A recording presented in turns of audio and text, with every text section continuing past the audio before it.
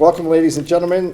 Tonight is the Darien Planning Zoning Commission public meeting and general meeting, or public hearing and general meeting. Tonight is Tuesday, May 9th. We are in Town Hall. It's about 7:30-ish p.m. In room 206. We have a pretty simple agenda tonight, some pretty important stuff. We have Dave Keating back for us, but hopefully we can get through this in short order because I'd love to go and watch it. All right, so starting out. What's that? Or the Ranger game at all.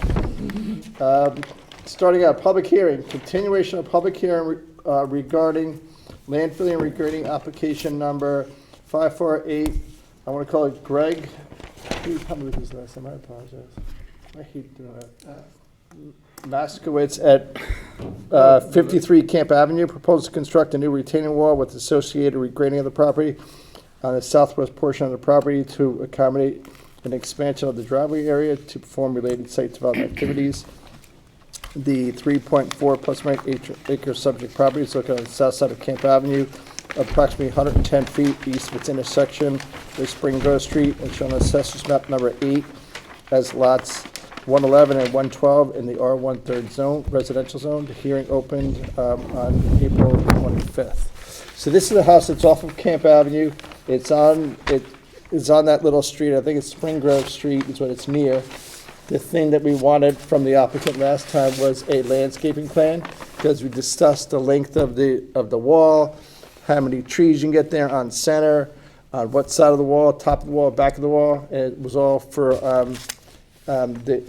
was kind of sort of at the request of a neighbor, so they didn't have to see the wall, and good screening. So the applicant gave us a proposed landscaping plan.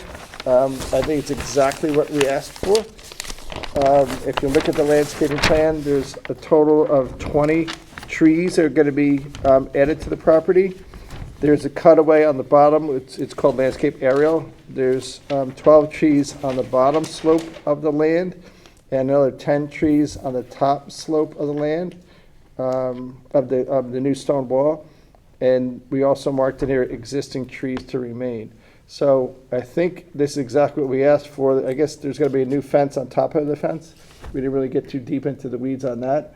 But I think this satisfies what we were looking for. Is there anything else we're missing, want to add details well, I on? want to mention, I did speak to Greg prior to the meeting, and he explained to me that you can see on the left-hand side of the plan, there are 4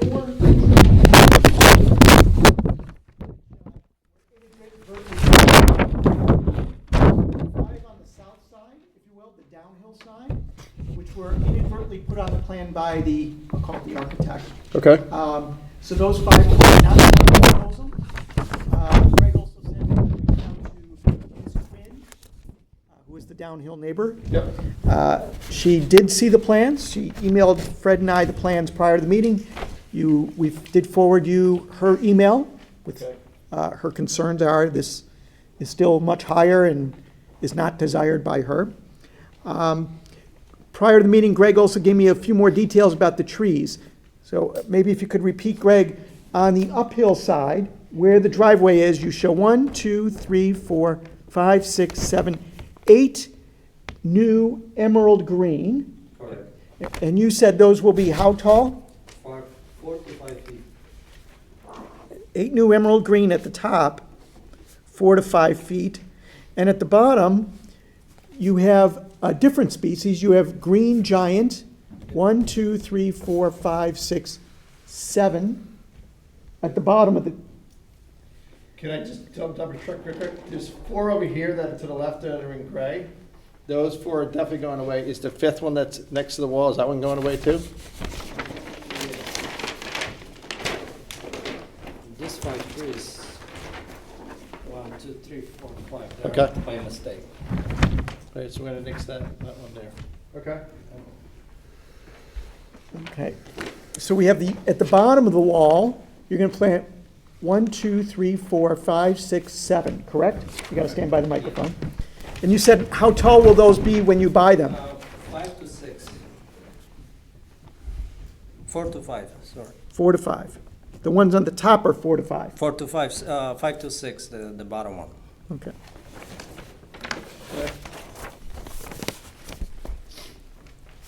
So green giants on the bottom, 5 feet apart, and then new emeralds on the top, and they're probably also about 5 feet apart. And then you also depicted on here the new 4-foot tall fence. Correct.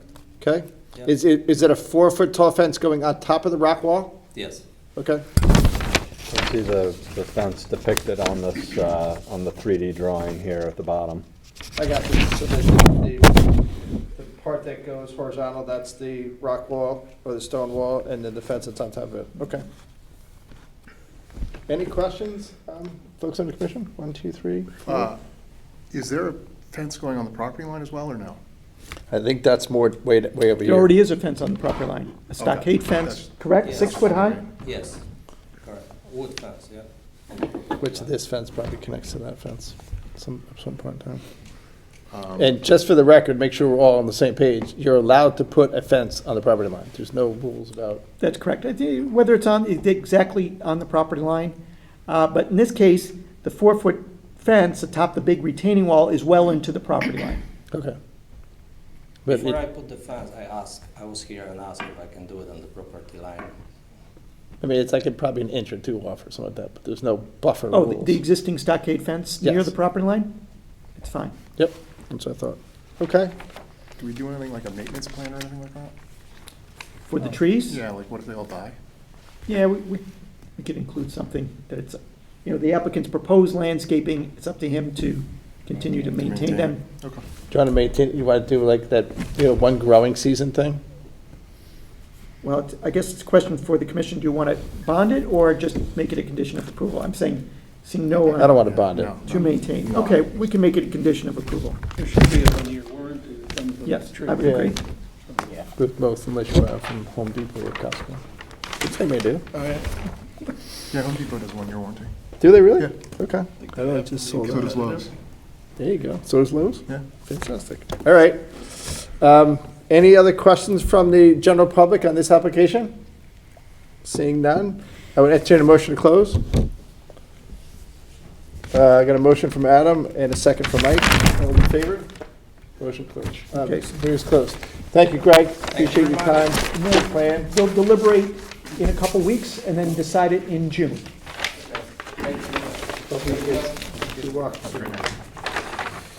All right, that is the end of the public hearing for tonight. Now we're going to go into the general meeting.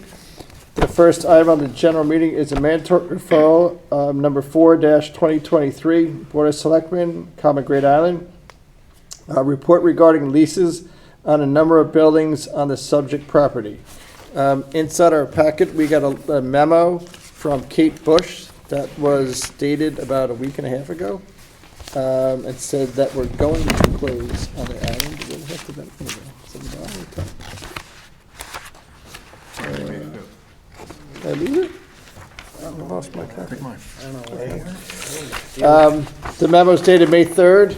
It's a request from Kate Bush to allow us, after ownership of the property, to allow the town to rent, lease, or buy a piece of property.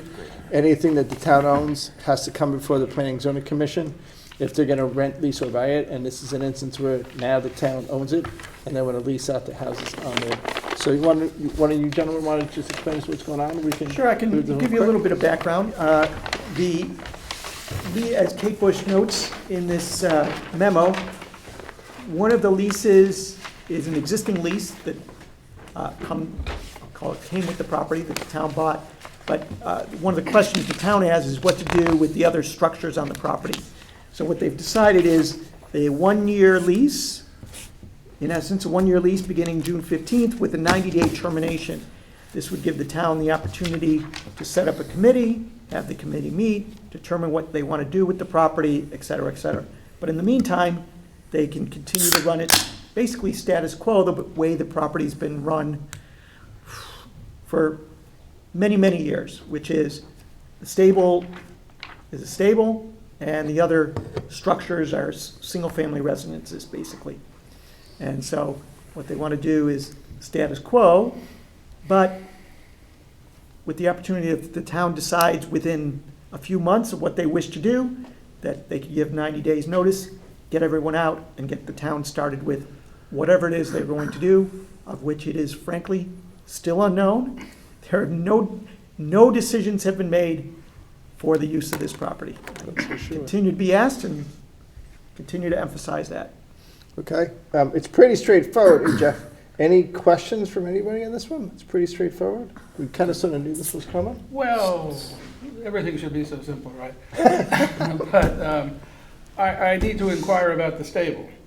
Now, it's on a residential zone, in a residential zone, and I understand there's been some controversy over that. What are we saying if we approve this report about a use that is not approved on Right. that spot? It is, an application has been submitted for a special permit to, I'll call it, run a stable, as has generally been for many years. That, you're gonna see that application in June, or May 30th. May 30th. But a special permit, you still have to be an authorized use in the zone, right? Right, so the application has been submitted to run a special permit use in that area. Certainly, Which the is similar to commission, Ox Ridge, but you have to have permission, you have to do this before you can do that. you would need both pieces to fall into Right. place. But this has to go first before you can do that. Wouldn't it be the other way? No, you have to have the state approval for, this is technically state approval to allow you to lease something. Once you allow it, if you allow it, then you can lease it. You No, so can't, this is saying you could lease it. this Not says you saying can we're lease. extending the lease. They're saying Correct. they could go in and extend it if the board of selectmen wanted to. They don't Right. necessarily have Right. to. I don't know the details, but to my understanding, whatever lease is on there, most of them were month to month. The only one that's not is what this letter says, it was a lease that's on here that extends to March 31st, 2024. I just want to be clear, are we talking about leasing the stables or the apartment above the stables? I think it's everything. Tables, yeah. It doesn't, It's two different, it's two it different doesn't really say tenants. that. It says enter into leases with, With other residential tenants. as well the as- stable operator. And the Right. apartments above. the There are stables. about, I don't know exactly how many I'll call it, single-family structures throughout the property. There is the Pink House, which I believe is the biggest house on the property, and the stable, which has a number of, I believe, units within it for groomsmen. I think it's two apartments. I never went inside, but it was there. So, well, I'm not so concerned about the residential leases above the stables or whatever, but it's running a commercial operation that even with a special, can we approve a special permit for a commercial operation in a residential zone? That's what Ox Ridge is. Right, the question is, and we've had numerous, would be underestimating the number, but many conversations about a stable or a stable-like operation where you have horses and related horse activities such as riding lessons, day camp, therapeutic riding, those types of activities, is that a special permit under one of two provisions of the regulations. I think it's section 404D, social, cultural, and recreational use, kind of like the Ox Ridge Hunt Club. Or, I think it's 404E, municipal uses of the town of Darien. Town hall, library, police station, fire station, Yeah, that type. that's a municipal use overlay zone, right? Right, Wouldn't that make sense for right. probably all of Great Island? That would be one option, to put the municipal use overlay zone on the property.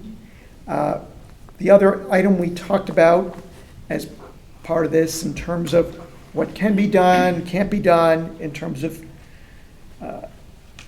what permits are needed for the stable or stable-like operations. The closest comparison I could come up to is on the town hall fields here. At 5 o'clock every day, there's 4-year-olds playing soccer, about 100 of them, right in the field there. Town-owned property.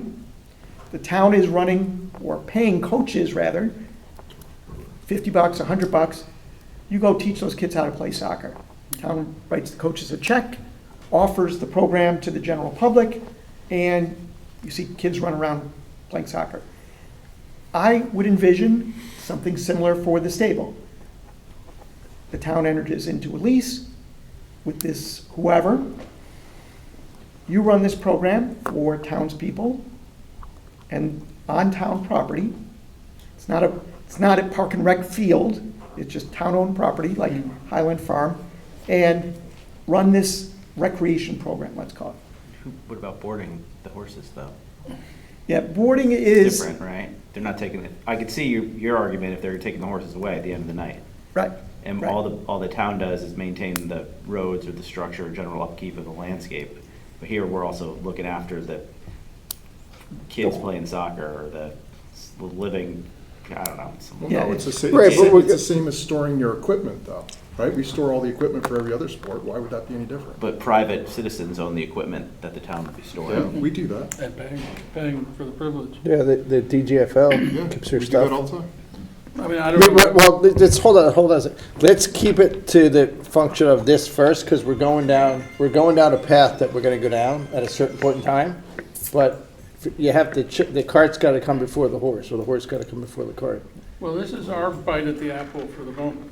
And, you know, we don't have to like the notion that we're going to be sanctioning a use that is not permitted in a residential zone. I mean, part of this is, we're supposed to provide a report. Right. And, you know, I don't think that is appropriate. So I have concern about that. I mean, I don't know, some at that point, we're gonna get the special permit application, and I was thinking, how the heck do we review a special permit application for a stable? Because I don't know what we should expect of the use of the horses. I don't know how they clean up waste and where that goes for the, I mean, do we have get an equestrian expert for that?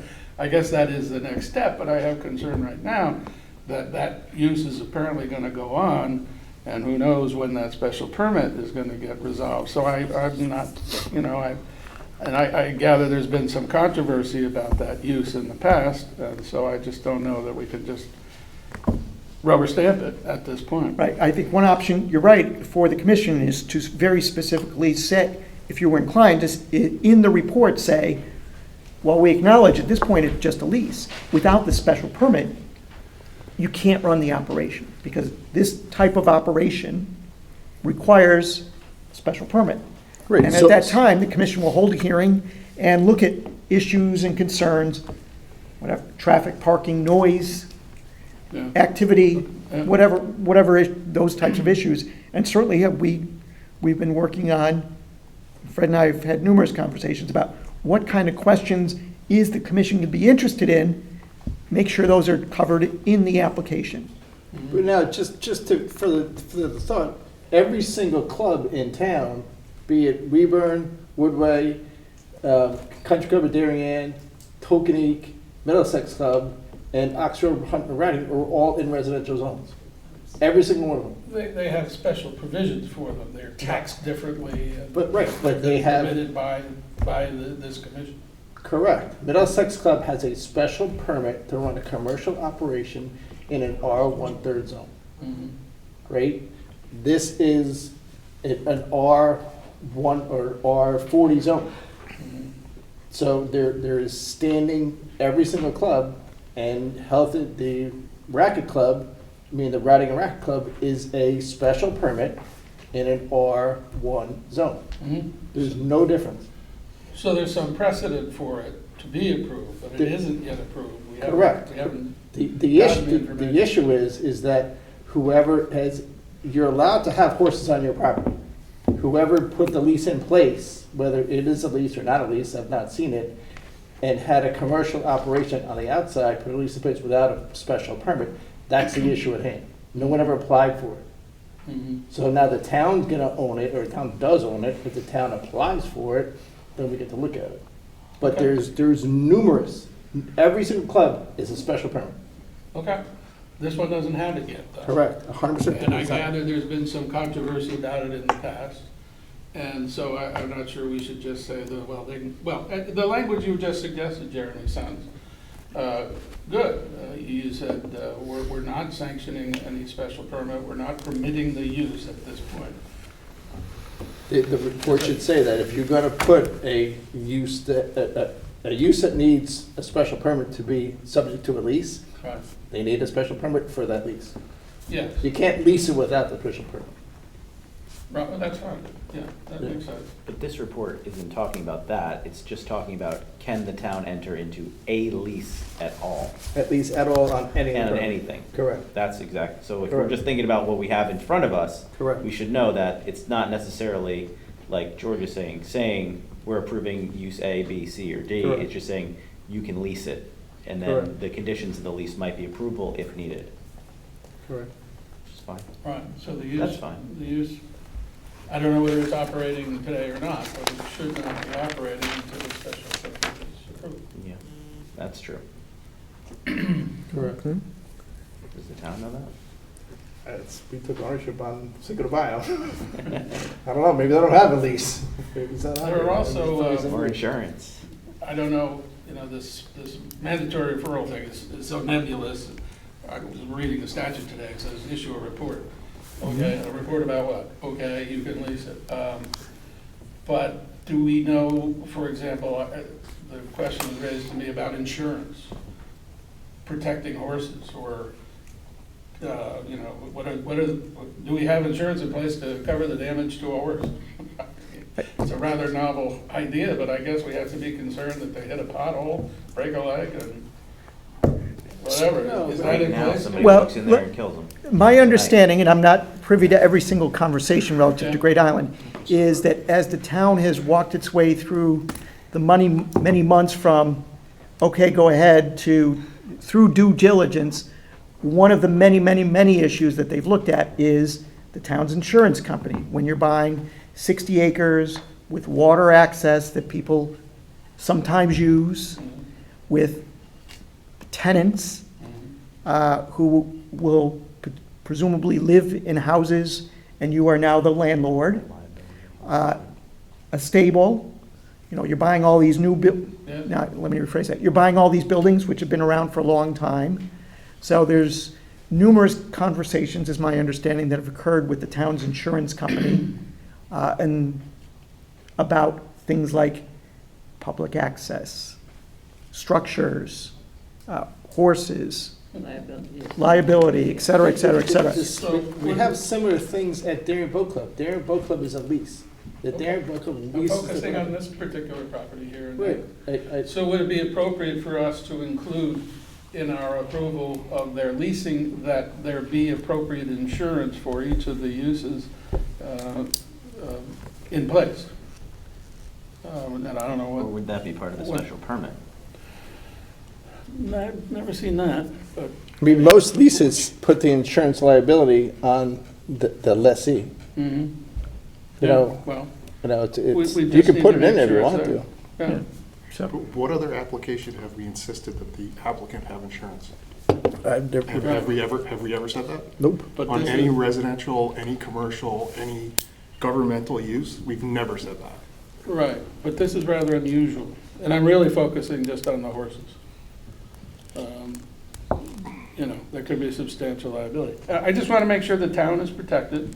I assume they think of these things, but nobody's told me anything about it. I've seen nothing publicly about Right. it. Been a whole lot of nothing publicly, frankly. So I don't know, so that's why I raised the question here and now. I mean, I can tell you that there's boats at Darien Boat Club that are worth more than a horse. Fine. You know? If they hit a pothole, they got a problem. I That's agree. right. so certainly, I Usually a think buoy. you're, Or a dock. Or a you're all aware person. that town is in the process of establishing a committee, and they've been actively looking for volunteers to serve on the committee. I'll call it the step one committee, which is to kind of bring this, and that's, I think the goal of this is to get the committee working while these just kind of remain in place, and then the committee, I presume, will issue some kind of report to the Board of Selectmen, who will then determine next steps, of which undetermined. So as we approve the notion of the town leasing these various residences, those in particular, what are we saying about the access to those residences, which all I know is that it's problematic. There's some reason why we've segregated $6 million or something or other to improve access. I mean, I was looking at it today, you couldn't get two large vehicles side by side or going, so that would not be a town road, we'd have all kinds of implications with that. So are we putting an imprimatur on there that the access is okay, or what is the story with the access? Without going too far astray, I think the keep it town is focused. trying to leave everything as, I'll call it status quo for the time being. In other words, what's been, let's use the residences for now, 6 or 8 residences, whatever it is, whatever the number is. The Pink House and a couple other scattered buildings, there'd be people living in those buildings for many years, which is no change for the next year. Just leave it as is.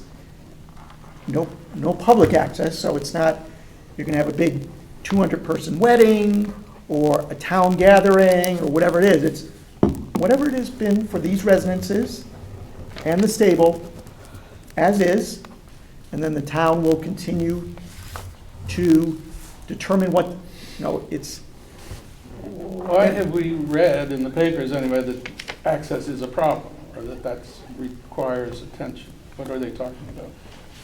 There is when you come over the Rings End Bridge and you enter over into that gatehouse, there's those 2 pillars. Mm-hmm. And then that access road, when leading in from that point into the roundabout, it is pretty much a 1 lane. And so it doesn't meet the width standards. Yeah.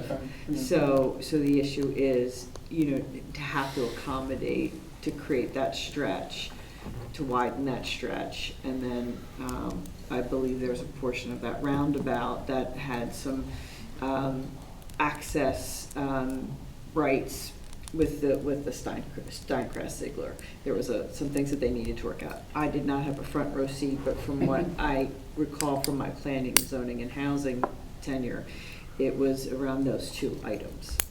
So that extended due diligence period presumably sorted out how you're gonna create safe public passage through those areas and around that circle. Mm-hmm. Yeah, it did. That's the, if I could, and again, I have not had a front row seat to the discussions Mm-hmm. of late, Right. but that's how I would say that, what the problem that they had to solve.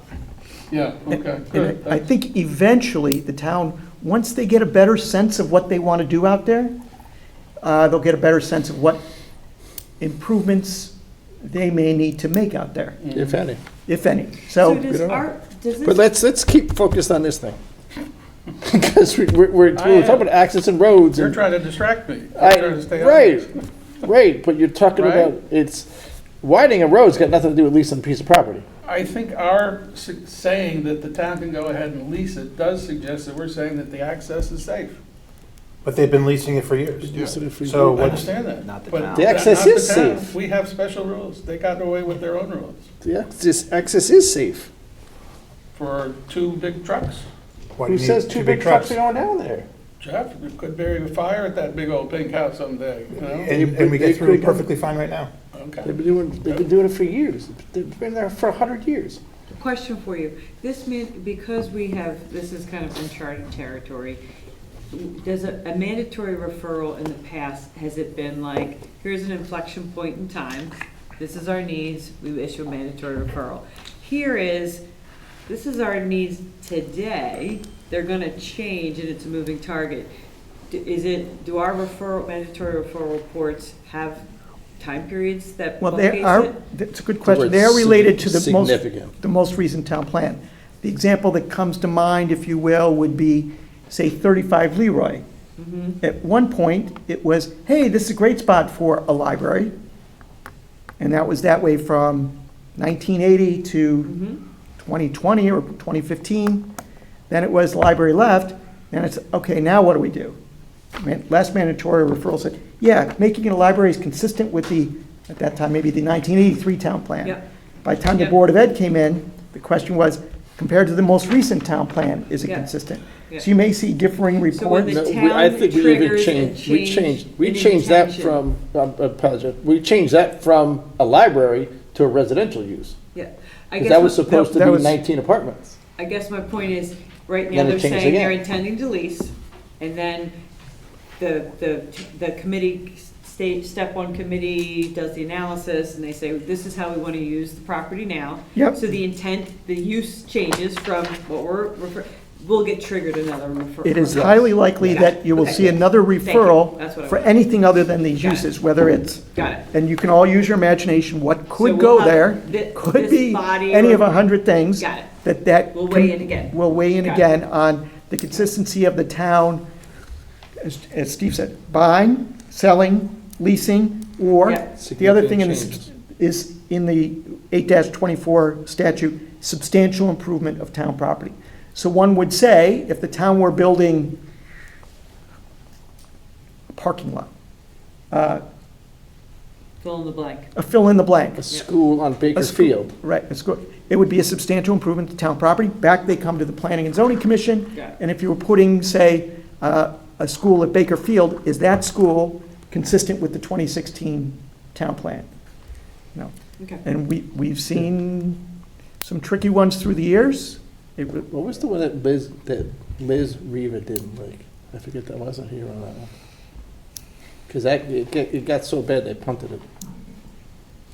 But anyway, It'll hit me. So right. you were correct, that you were likely to see something in probably about a year from now, once the committee makes their report, is would these items be consistent? This, whatever it is the town's going to do.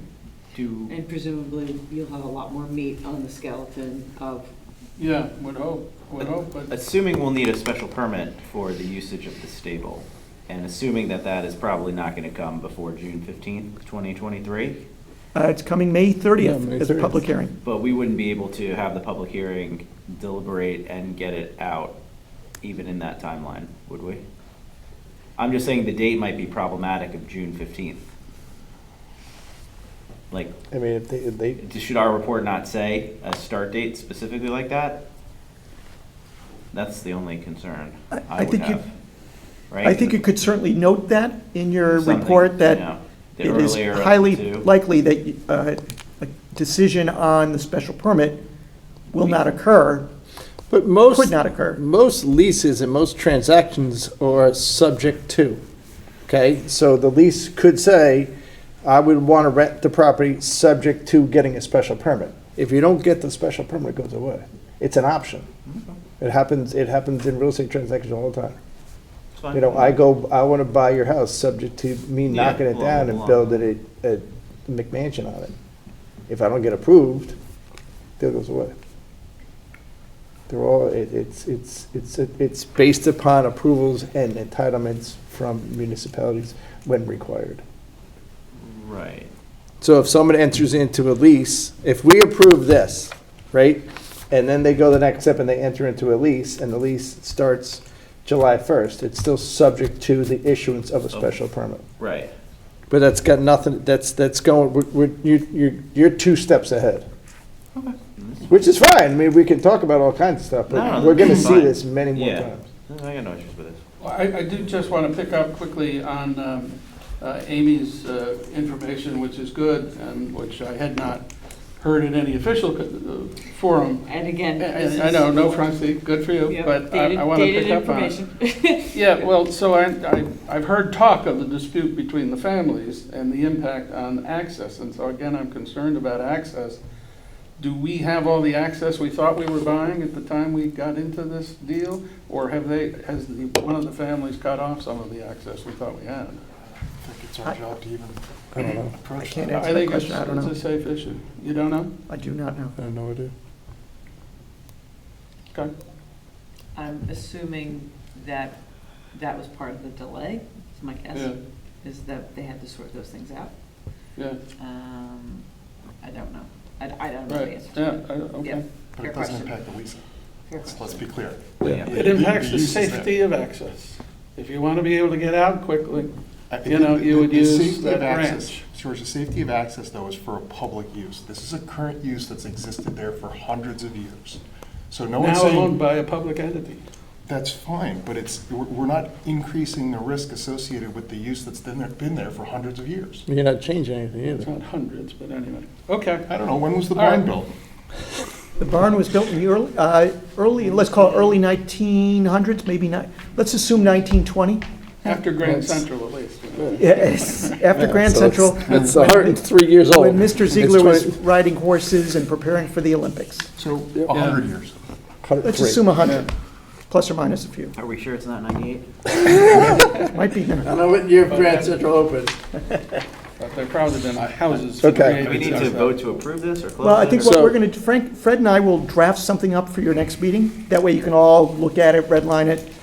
Next meeting would be 2 weeks from today. Okay, so report's gonna draft a report for our review, a positive report to approve this. Okay, with the language we discussed. Yep, thank you all. Next item on the agenda. Subdivision. Oh, there it is. Subdivision application number 616, landfill and regrading application number 386, Okie Raiders Lane, request for extension of time. In our packet, we received a letter here on stationery of Susan Okie asking for a 3-year extension for the landfilling and regrading application. And it says that family has no intentions to develop the property in the future, and the children might decide if we hope to, but I've never seen this letter before. We would hope to be able to proceed without going through a lengthy and expensive approval process again. When was this approved? What year? This was approved in 2016 by the EPC, June of 2016. Planning and zoning, December 2016, early 2017. I've been working with Sue Okie, who's here in the audience. There have been prior extensions granted by the I knew that. commission, and then the COVID extensions granted by the governor. It's given additional time. There's really 2 separate things here. One is the subdivision, which created the different lots. That's been filed in the land records. But the exact regrading permit, the special permit for regrading, to take these parcels and make them detailed house lots, that doesn't get as much, I'll call it liberty as subdivisions do. Subdivisions, once you've built the improvements, they last, but here we're talking more about the regrading permit.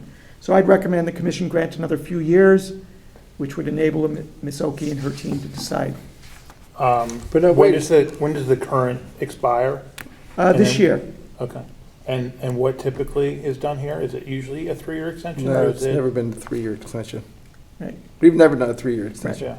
It's 2 max. And this dates back to 2016, so we're talking 7 years ago. yeah. The EPC permit, just so you know, the way the EPC permits run, the state statutes, that permit expires June 1, 2026. Which is fine. I mean, so the subdivision was filed and the Mylar is filed, so it's now 5 lots there or 4 lots there? 4 or 5, yes? Okay, and they're not gonna build it in a while. That's correct. Okay, so, I mean, at max, I'd give them a 2-year extension.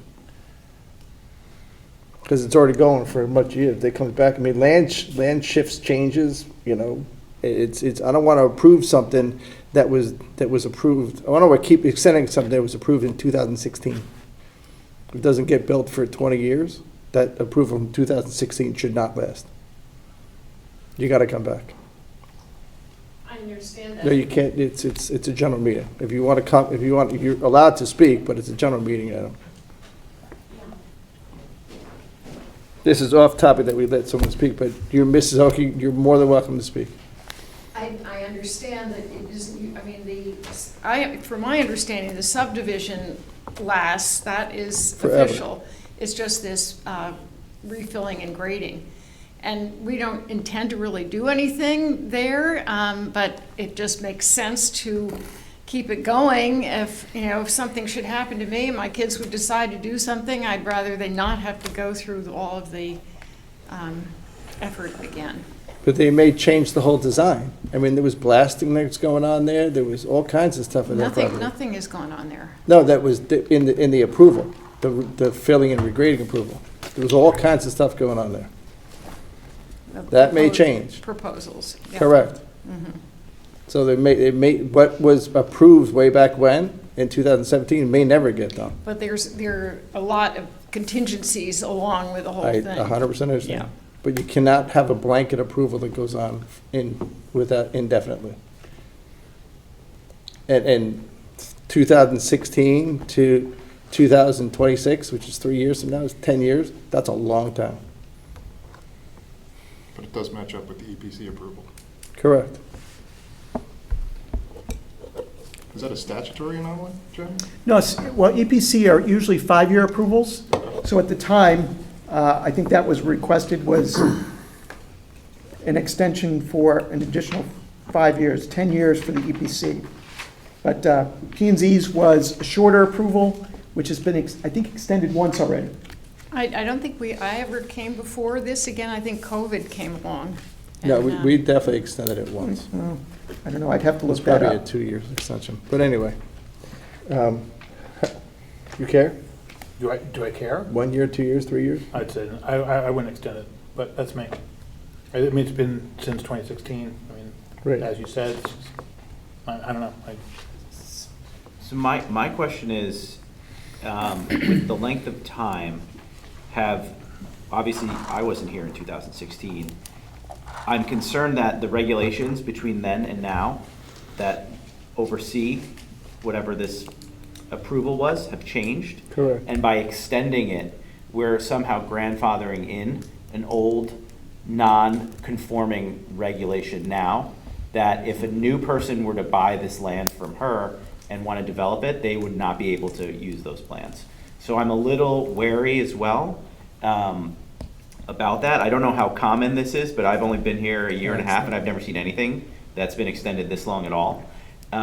So I'm okay with maybe like a 1-year extension, but certainly not 3. And I feel very uncomfortable extending something from so long ago.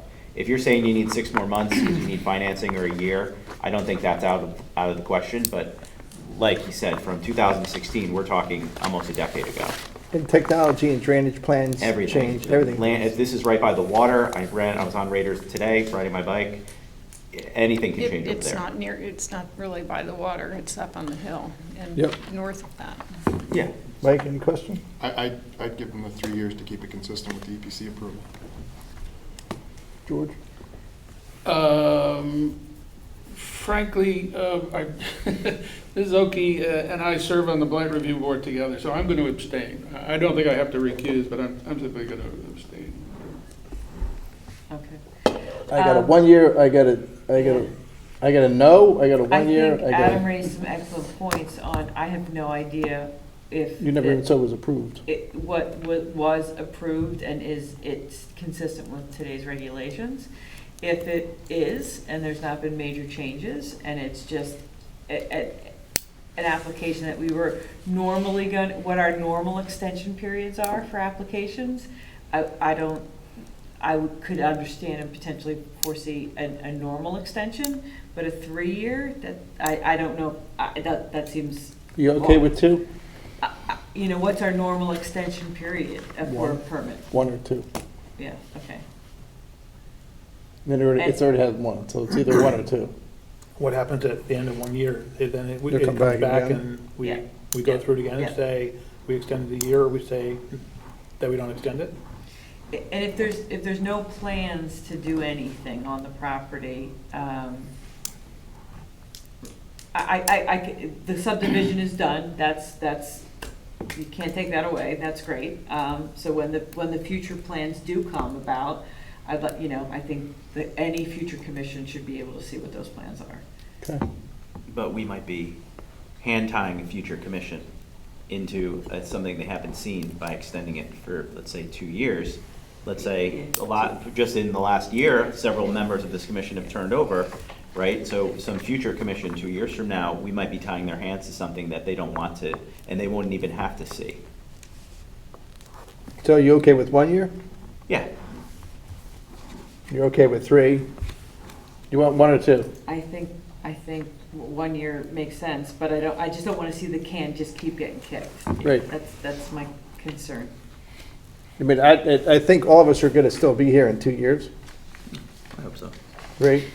So that's why I would say 2 years. Well, some people are retiring, but I think 2 years to me is fine, but if technology changes and context change and stuff changes, that's why I do think we should be able to look at it again in the future. So I would say 2 years is fine. You want more? Years? I mean, we don't have to see it again in a year. Great, It's fine. we'll come back in a year. You okay? All right, 2-year extension. Great. Okay? Thank you. All right. Is there any way we could put language in saying something like, it is unlikely that this will be extended again after that, or some way to I can state certainly that so include it in the that- letter, but I believe Ms. Okie has read the commission well. I'm just and- concerned about a future commission being able Right. to read, and then they can say, oh, well, they said in the findings 2 years ago that they're unlikely to extend this again. Why are we doing this again? And then I Right. can ask the same question to Okay. Steve, and he can, When I send a letter to Ms. Okie, I'll mention that. Great, thank you. And we'll put that in the minutes as well. yeah, I guess that would be good. What was the vote? 4-1-1? I got 3-2. I have Amy, Steve, Mike, yes, and Adam, and Jeff, no. I'm on 2. That's just fine. Oh, you're 4-1, thank you. No, You're okay with 2, Yeah, you're I'm okay. okay I'm with 2? okay with 2. I'm okay, we got, yeah, Yeah. 4-1. 4-1 to 1 Thank you. extension. Okay. Next item on the agenda. Discussion regarding accessory dwelling units ADUs. Dave? Dave Keaton is here. Yeah, I forget to. He's a new guy. Jerry. What a rough night already. Dave Keating was here for 34 years. We forgot. And he was here a couple of weeks ago, and he made the front page of the Darien Times. Uh-oh, I didn't see that. Oh, it says All over. Darien debates in-law apartments. So it got me thinking about this. I have spoken to a couple other commissioners, you know, with you know, not off the record really, but just in talking around on what we can do about this. I do have some thoughts and changes on it. I'm going to throw those out there now before Dave gets into his presentation, because I know he did a second draft and he incorporated a lot of our changes in there. But thinking about it, we're allowed to craft anything that we humanly possibly can think of that's best for our town. And there's 2 things. One, Mike was talking about, and one was Amy was talking about, one I was talking about. It's relative with regards to size. We don't have to pick one blanket size for all uses. And what I'm specifically talking about is a freestanding ADU, which I call in a freestanding garage or in a pool house or something like that. And then the other one is an in-law suite, which is inside a house, where you convert, you know, your garage in your house to an apartment and you rent it out to a guy. There's also what I kept talking about was when I was a kid, my doctor and dentist, they had suites inside their houses that are small. I think what we don't want at the end of the day is a 2,400 square foot house getting split left and right, top and bottom, to have a 2-family house, and they both are 1,200 square feet, which is, I think, where we kind of landed in the last time. And it could be a 2,500 square foot house that goes 1,300. The percentage, though. Right, that, yeah. And then the other item that we had, Governor Cap, was a percentage in there too, which you couldn't make it 50-50. So what I would like to do is go through Dave's presentation again, and also think about other items. One of the other thing that hits my mind is the setbacks of an accessory unit. There's houses that are in the R1/5 zone that are 5 feet from the lot line. Some of the houses that I know that are either garages or houses that are 5 feet from the lot line, which is permissible, don't have windows on that side of the house. There are also existing houses in town, or pool houses and garages that are 5 feet off the property line that are primed to get converted to ADUs. We approved one that's on Long Neck Point, the guy that's got the house, and he backed it up to there, and it was the older gentleman and his younger daughter. I think it might have been the Scribners or the Scribers, something like that. And the guy had a path to a golf cart to go down. They designed it to be able to have a big space in there. And if they want to put a unit in there, today, the building might have been built already. I don't go down there all the time. But that, I bet you dollars to donuts, that's 5 feet off the property line. And that'd be something that's great for conversion into an ADU if they wanted to. So I know the last time we brought up some items that we did want and didn't want, but if we want to change them again, I'd like anyone that have ideas off the top of their head now to speak up now before we open it up to Dave, and get his take on it, because this is pretty much a redo. So, do you want to go first on what you were thinking about? After we left, I spent a lot of time thinking about what Mike had mentioned about the owner being in place requirement, so you can't rent, to rent it out, the principal owner had to be at least one of the occupants. And it made me really think about adverse consequences or unintended consequences of, I don't want an investor to come in and say, oh, I can start slicing up things and then start renting out both sides. So at first, I didn't think it would, I needed that requirement, but subsequently, when I spent more time thinking about that, I do think our intent is not to have, I do think we need to have the principal owner in residence and then have that accessory dwelling unit to be available for lease, but I don't think both should be.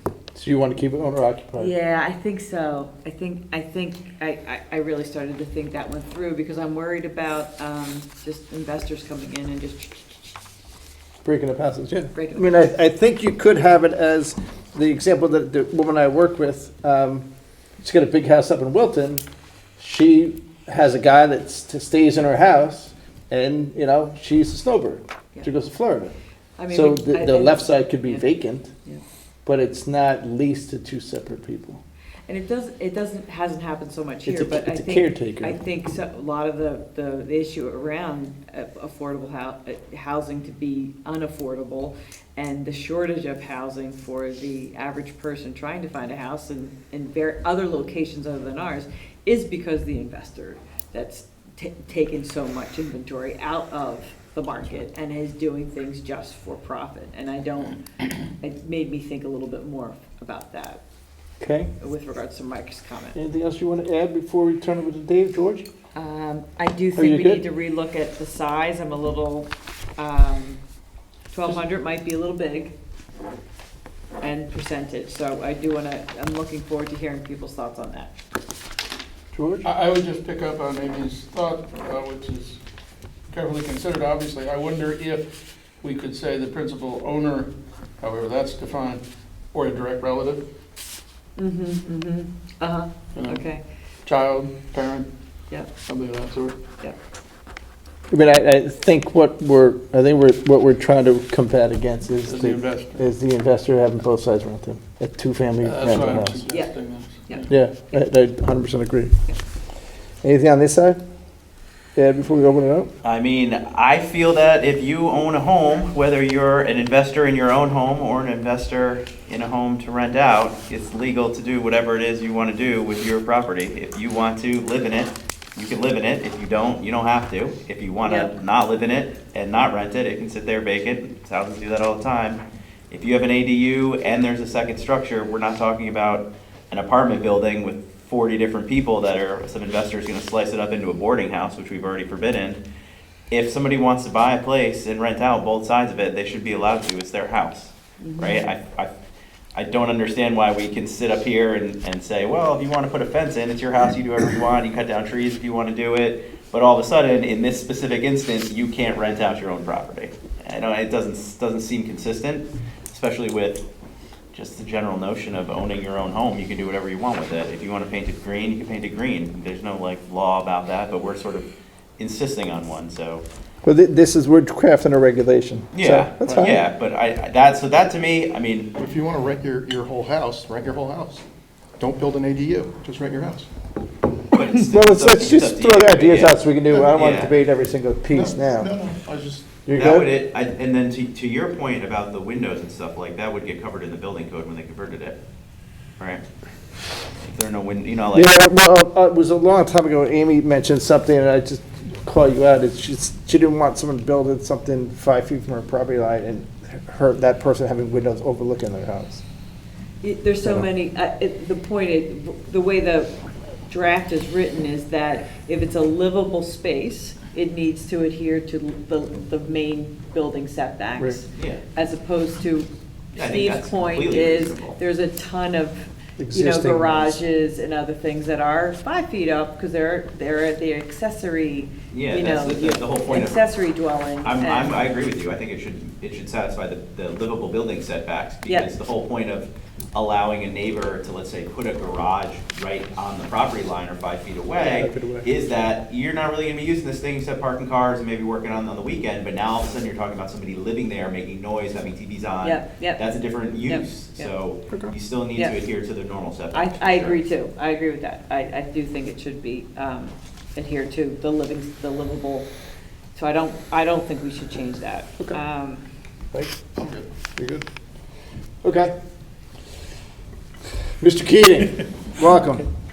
Well, my presentation was really just to go through the things that I changed and to listen to your discussion about it and then make more changes if that's what you want, or if you like the way it is, that's great.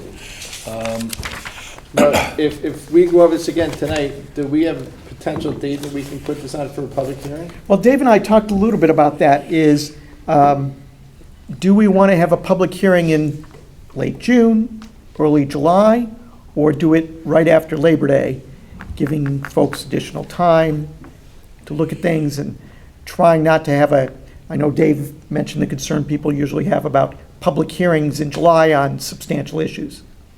I would like to have the public hearing sooner, because after the public hearing, there can be a long piece of period You of can time. have multiple public hearings. You could Right. say, the first hearing will be in July, the second will be the week after Labor Day, and there could be, you might have the first hearing in July, and 100 people fill this room and say, 1,000 is too big, make it 900, or owner, whatever the topic, You could and you have the might, first meeting, first public hearing, and 5 people show up, and then it makes the TV, or makes the newspapers, and then the second public hearing, you have 100 people show right. up. So certainly we Right now, can, it's just the 6 of us talking Right, about it it's with just- with 3 professionals. right. So one option would be to have, schedule a hearing sometime in, what do you think, late June, early July, if that's even possible? Mid-July? Yeah. Because Yeah, it we should could also go to schedule like something planning, for July. planning, housing, and zoning too. Yeah. PZ&H, have those guys look at it. That's And what certainly their job is. float it out there, let people, look at it. We can certainly,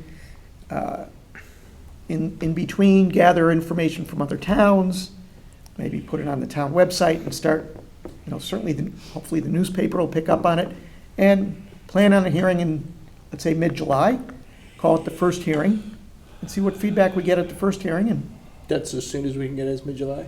You can't get any sooner than that? well, right now, we're scheduling late June. Right now, we're scheduling Since right before it goes away for August. Yeah. I'll sit up and Right. talk it and Exactly. about it. That's why I want to June get it sooner. 27th. Yeah, I we wanna got get June it 27th I'd and rather June get it sooner than 13th. later. July We've had 11th. certain public hearings that nobody shows up.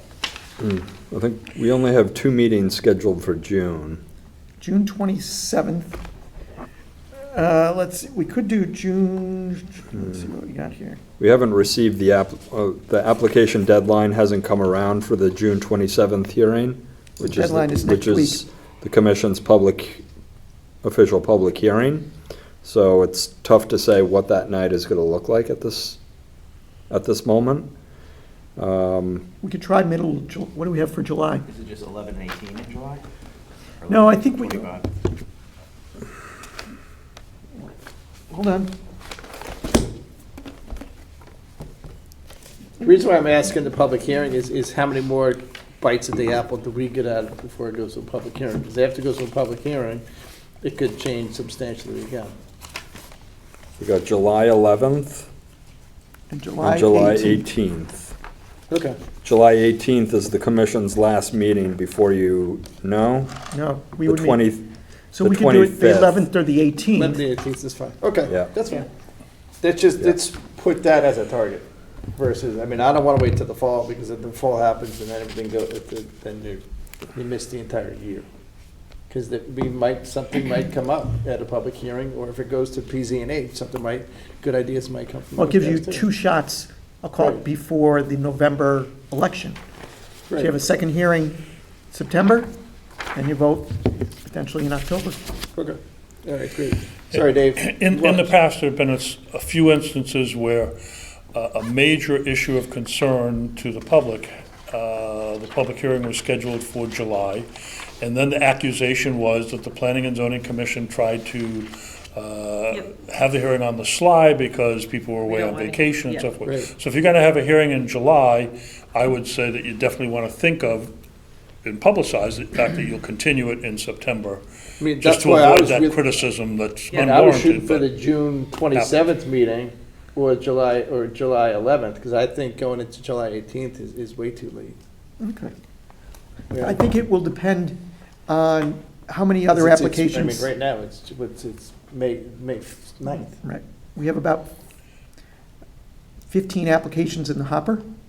So what you'll see, It's up to you guys. If you yeah, punt let's it see from what comes June in. If we find 27th. it's light, we can aim for late June, We'll know better in a week or so. Okay. and we'll aim for possibly June 25th, or July 11th. I mean, Okay, because to your point, you can get it before people go away on 4th of July weekend, too. yeah. that's true. That's what I was aiming for. Yeah. Okay, sorry, Dave. No problem. The changes that I made, I took section 403N and O, which were two different sections about the size of the property. One would require just administrative approval, and the other would require site plan approval from the Planning and Zoning Commission. And I combined those into one section because it's one use, the accessory dwelling unit. And then the criteria was, if the property is an acre or more, then it would just be staff review and approval. If it's a less than an acre property, then it comes to the Planning and Zoning Commission for site plan approval. It's not a special permit, just ministerial site plan approval by the Planning and Zoning Commission. The second change was about the square footage, maximum square footage of the accessory dwelling unit. We changed it from 1,000 square feet up to 1,200 square feet. And then added in the criteria that you talked about, which was 30% of the principal dwelling unit. And then in the pink memo, I talked about here's what the numbers run into. If we have a 3,000 square foot building, 30% of that is 900 square feet. But if you take away the 900 square feet from that 3,000 square foot building and you use part of the 3,000 square foot building as the ADU, now the remaining principal dwelling is 2,100 square feet, and then your accessory dwelling unit is more than 30% of your principal dwelling unit. So I kind of ran through the math of that, and it got to be a little bit confusing. It's really simple if it's a detached accessory structure. Great. That's easy. But if you're using a part of the principal dwelling unit, the math gets a little confusing. And the most that the accessory dwelling unit could be would be, instead of 30%, it would be about 23% of the original principal dwelling. And I thought, well, is that what you wanted or not? Is there a simpler way to do this? And then I ended up suggesting in the bottom paragraph on page 1, a different way to word that would be to say that the maximum floor area of the ADU would be 1,200 square feet and be less than 30% of the total floor area of the principal dwelling unit and the accessory dwelling unit. And that's just a different way to do that. So if I have a 4,000 square foot, the way it stands now, and this is what I've talked about, having two different sets of numbers. If I have a 4,000 square foot house, inside that house, I can put in a 1,200 square foot ADU, which is pretty big. Not if it's the language that says that the ADU has to be 30% or less of the, 4,000 square feet times 80%, times 30% is 1,200 square feet. right? But then once you take away that 1,200 square feet from the 4,000, now you've only got 2,800 square feet, and 30% of 2,800 square feet is only 852 square feet or something like that. I would never have done the math that way. How'd you do that? You did it Well, twice. that's why I needed, as I went through it in the example. If you just say 30% of the original structure Right. instead of the principal unit. Well, he indicated that You you'd fix have the to, non-problem. the language that he would say, suggested to make sure you were Whatever taking the off the principal top. space is after, it has to be Well, it that says number plus. times 30%. It just, he said right there at the end, it's plus, Right, the question is, do you want to use the before number or the after number? yeah. I guess. I mean, I don't even want, within a house, I don't even want 1,200 square feet. Yeah, I'm starting to think that's too big. If you, I don't mind having 1,200 square feet in a pool house or in a garage. That doesn't bother me, it's a separate structure, but if you have a 4,000 square foot house and you take 1,200 square feet, and in my math, that makes it 2,800 square feet and 1,200, that's a big two-family house. Yep, that's starting to feel I mean, like, it's the apartments that what are we were trying over, to say. the apartments that are over at Darien Commons, their average size of the apartments there are not like 900 square feet, and those things are huge. yeah. Your original recommendation to us was that 1,000, correct? Right. Yep. Was the- Yeah, I'm starting to think that that's where we need to land. But if you do what I suggested at the beginning, have two sets of numbers, one for internal and one for external. Yep. Remember his graph that he did 2 years ago, where you had ADUs come all shapes and sizes, and a house is top, bottom, left, right, garage. I mean, if you convert your house that's got a 2-car garage or a 3-car garage, one of those garages, into an apartment, which is what an in-law suite is. I mean, that's the definition of an in-law suite. Those things are, max 600 feet. Mhm. But if you convert this second floor of a pool house, or, a pool house as an in-law, as an ADU that's got a, two bedrooms and a kitchen, that can be, 1,200 square feet in a heartbeat. I mean, even if you Yeah. go back to Great Island for a second, Great Island, I bet you every single house that's out there is an ADU. Yeah. So that's why I would like to do two sets of numbers. And I don't think that's a huge redraft of this whole thing.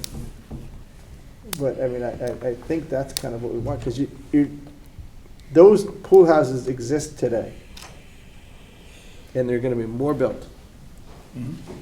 But inside a house, like I keep going to Gene Coyle's house, his little apartment that his sister lived in with her own kitchen was 500 feet. And she was happy as a clam.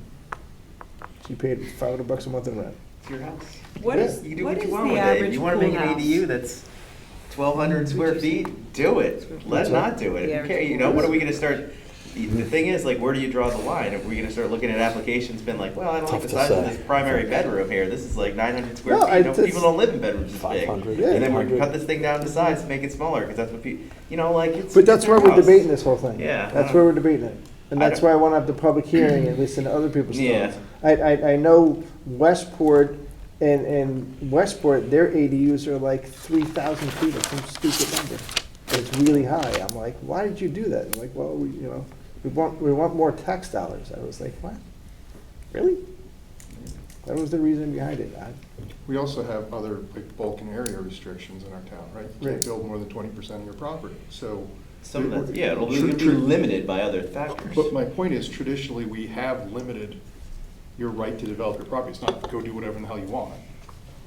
Right? It's But not now we're Houston. talking about developing potentially inside of a structure that has already been approved. We're talking about just a configuration and then a use change, but not necessarily a That's- coverage yeah, change. But That's that- a- right but now that's a you're- significant thing, right? It's a use change inside an existing dwelling. Right now, you can't do it. You're not allowed to do it right now. Can't do anything. Doesn't exist.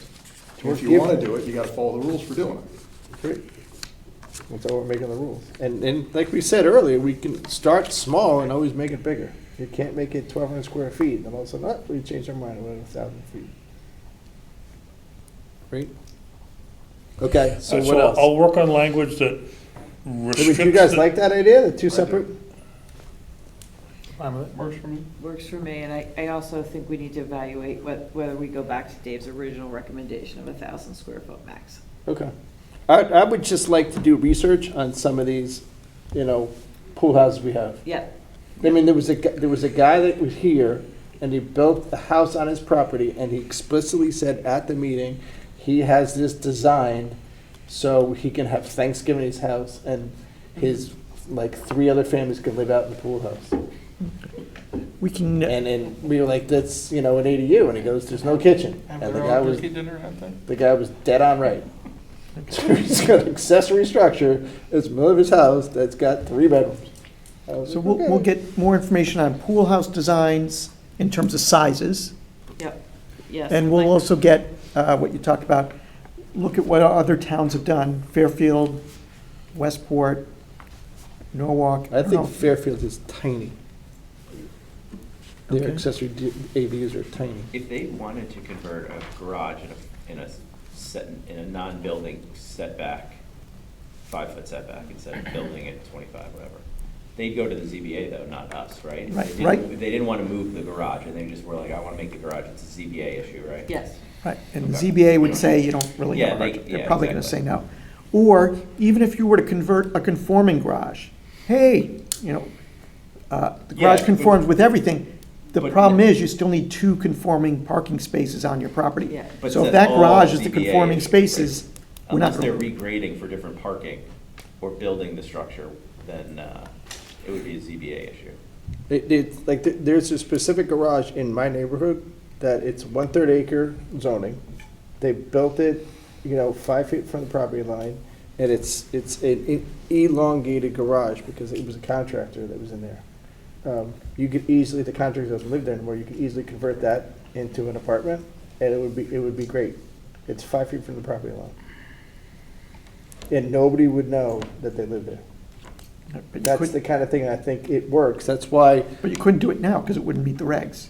correct. No, you can't do it now, Right. right? But if somebody wanted to buy that and convert it, because we went over this stuff with parking the last time, it's a single loaded driveway But that in expands. that case, to they zero. would go to the ZBA and say, I want to do this. There's no hardship.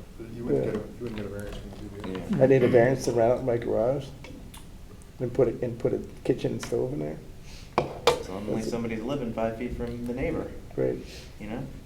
great. So are you arguing to do the accessory structure setback? No, I would make the accessory structure setback different than the house. So it would be good at like 5 feet. That one house that I keep talking about, where it was a guy, the older gentleman proposed it, and the kitchen was inside. They put that thing 5 feet from the property line and backs up to another house on Lone Neck Point. What about a scenario where an accessory structure would need a variance for a setback, like let's call it an R1 zone, but then we somehow make the accessory dwelling unit setback less, Correct. then they couldn't put a garage there, but they could put a structure that somebody lives in closer to the property line? Great. Do we want to make that somehow consistent though? See, that's why I think we should do the separate two, but we can still go over that. I mean, Amy wants to, I think, keep it at the principal house. I guess, and maybe, I don't know if you get into dicing up different zones. But in a half-acre zone, when you only have a 5-foot setback requirement for an accessory dwelling, 10-foot setback for accessory dwelling, or in those smaller ones, God, that's really kind of close. I get in 1-acre zoning where an accessory dwelling setback is more generous. It doesn't seem to be as imposing to the neighbor. I think I tend to lean towards if there's people living in it, it should meet the main building, principal building setback. But Jeremy, what's the setback down in the back for an accessory structure? Well, the way you've drafted the regs, these would not be allowed in the road and bay. Okay, Yeah. You're only allowing them in the R1/5 through the R2 zone. okay. So it's not allowed in the design business zone, or downtown, or in the road and bay. Oh, so deliberations, if they ever built that house, they couldn't that was one that had apartments in it. Yeah, I'd have to see if that was an R1 zone or in the road and bay. I'd have to take a look. Yeah, it's on the border. Yeah, I'd have to double check that. Okay, so what else on this one? Do we Next have- item was the on-site parking requirement, which we discussed a lot Yeah. last time. And where we ended up was one parking space in the for the accessory dwelling unit if it's a studio or a one-bedroom, 2 parking spaces if it's a 2-bedroom unit, 3 parking spaces if it's a 3-bedroom unit. I don't think we're gonna get many 3-bedroom accessory dwelling units. You get a 3-bedroom, But- 80 units, 1,200 square feet. But the way I changed the language was to say for a studio or a 1-bedroom, 1 parking space. And plus 1 additional space for each additional bedroom. Yep. So it's a formula that would work out. No matter how many bedrooms they have, it addresses it. And that would have to be outside the setback lines, right? In the front yard and the sides, correct? Right, the Yeah. part about the parking spaces still needs to meet the current regulations, not in the Yep. front yard, not in the Yep. required side yard. 9 by 18 parking space, 24-foot unobstructed backup area. And I also changed the thing to be hard surfaced, because we don't want to have people parking on the lawn or on the dirt. Is gravel considered hard surfaced? I'm sorry? Gravel? Well, Considered- crushed stone, Crushed stone, yes. yeah, crushed stone I would Yeah, consider yeah, to be, okay. if it's properly Pavers, installed, Yeah, yeah. What about like those white circular driveways you see along that Point and Pear Tree Point? Belgian block, those kind of, Shell. Yeah, they have, some people have You know. stone or shells or yeah, something yeah. like that. That's all considered That's all hard surface. hard surface. Right. Yeah, okay. So like the shell driveway you see up on the Cape, that's hard surface? I would consider that. Yeah. Yeah, oil Because it's stone, specifically that kind of designed thing. for that, as Got it. opposed to the front lawn or the side lawn or Right. landscaping. Instead of saying hard surface, should we say not lawn? You know what I mean? Because like hard surface, it could be this surface, this surface, this surface, this surface. Well, this surface isn't hard surface, Right, right? you could say You prepared- could see somebody who prepared makes surface. a, I don't know, a sand driveway for some reason, and be like, well, in your delineation of 8 different hard surfaces, sand wasn't in here, and I ride a dune buggy back and forth to my ADU, so sand driveway, right? That Like, guy did it. You're right. All right, Okay. all right. And there was something else you just mentioned that I wanted to bring up. And then the next change was the owner occupancy. Yes. And we talked about that a little bit before. You want that to be included in there. And I had tried to include in the draft regulation provision for if it is owned by a corporate type entity, that it's got to be one of the corporate officers. And I think you want to include something about having the owner or the direct family member. And that's going to get a little bit Tricky. stretching it, But we'll have next to look of at the kin. definition of family, I think, which is related to blood, marriage, or adoption, or other domestic bond, I think is the way that it's put. So, So if you get foreclosed on, You're a lawyer that's in that business. the bank's gotta move in? What's if that? they want to rent it. Yeah, you'd have to, the bank would have to throw out the renter, because they Yeah. couldn't rent it out. Yep. right, That does happen. That does happen. it could happen. Makes sense, the bank's the new owner. Or there is a provision that I put in that says, if they have an unusual circumstance, like we talked about last time, if somebody gets transferred, what are they gonna do? They could come to the Planning and Zoning Commission and demonstrate to the commission what the unusual circumstances are, and the Planning and Zoning Commission could authorize up to 3 years as a special permit for them to have non-owner occupancy, and have either both units rented out, and that might actually be better than having one unit being vacant, but that would be a special permit procedure, and that would be the, in a sense, the relief valve in case there's an unusual circumstance. Oftentimes, the Zoning Board of Appeals is seen as the group to go to when you've got an unusual circumstance, but they have to find a hardship related to the land, not an unusual circumstance with ownership. So I didn't want to have it go to the ZBA for a variance proceeding. That's why I did it as a special permit, so that Makes this sense. commission could say, yes, this is unusual. We're not saying yes forever, maximum 3 years, and you can change that if you said 2 years is more comfortable, or 4 years is more comfortable. So I tried to cover those bases.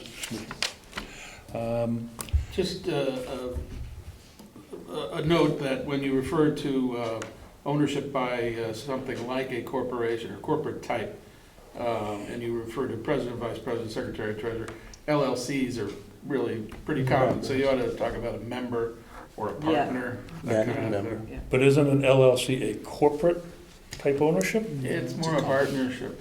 Yeah, it's a carbon limited liability company. It's a company, it's not a corporation. Doesn't have president. But for an LLC, don't you have to have a president, No. vice president? No, you you've need got a Yeah, managing, members. managing Manager. member, the managing.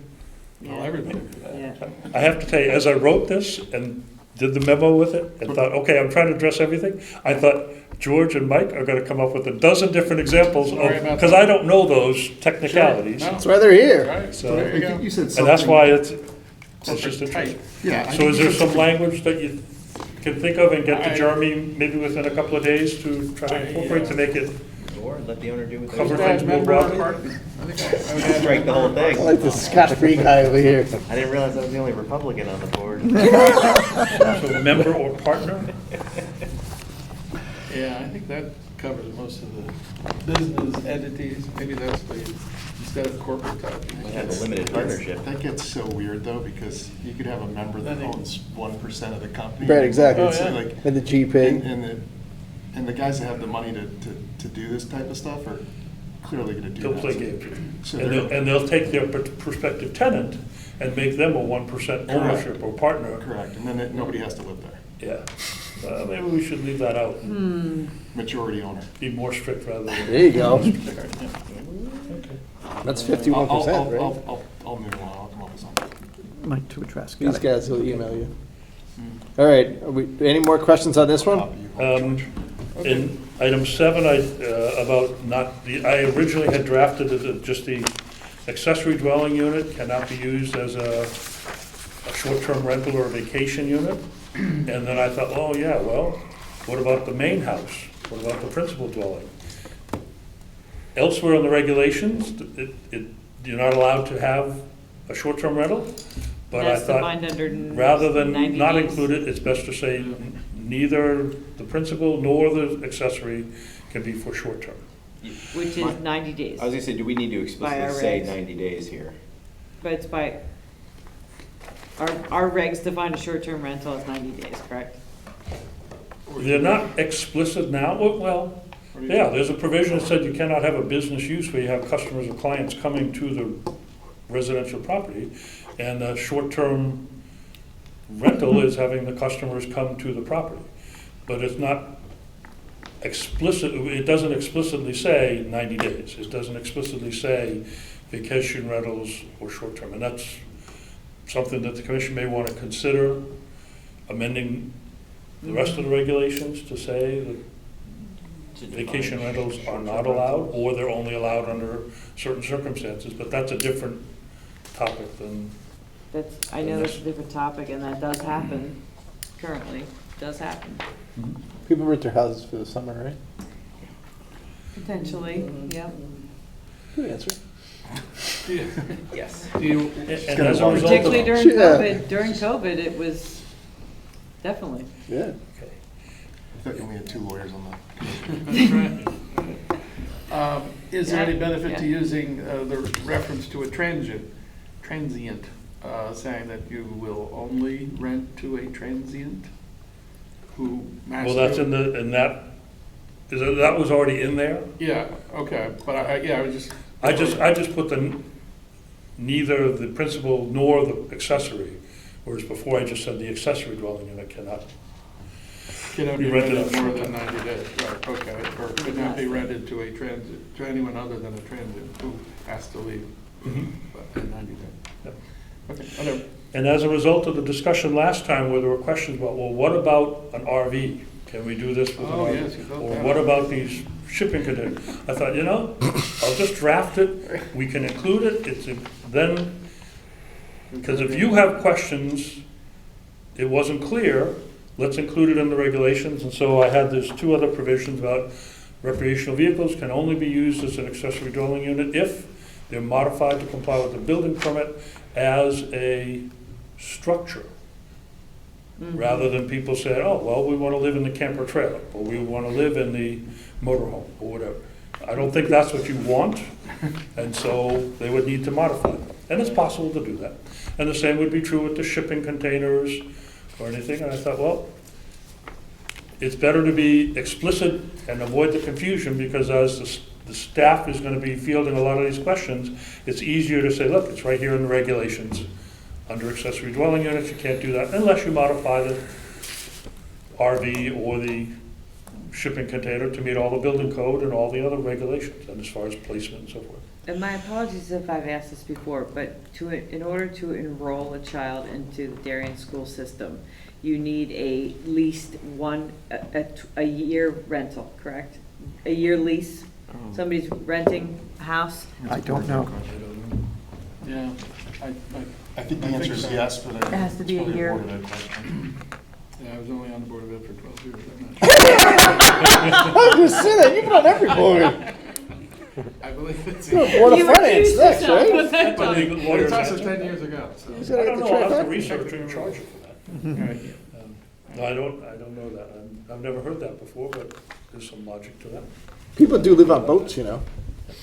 They live on the boats, Another thing that I drafted in there was real something estate. Jeremy and I, Okay. but not in your driveway, in the water. had talked about, which is having some kind of a notification in the land records for each one of these accessory dwelling units that says, here's why it's allowed, and here's when they got their approval, and here are the restrictions or the limitations, so that when people are doing their title searches, they'll be able to say, yep, I found it, it's legal to have this second dwelling unit.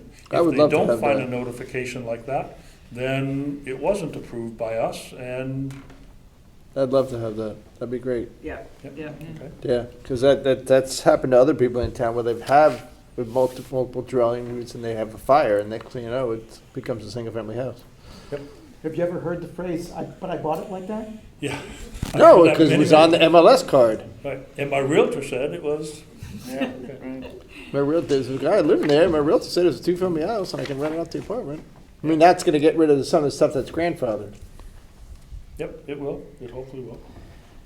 And the last thing I put into the draft was a sunset clause or an expiration date.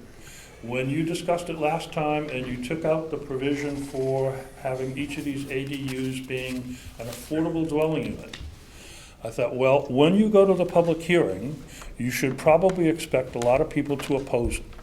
I think if it was proposed as an affordable dwelling unit, a lot of potential objectors would calm down because they know this is not going to happen in great numbers, a lot of places in their neighborhood.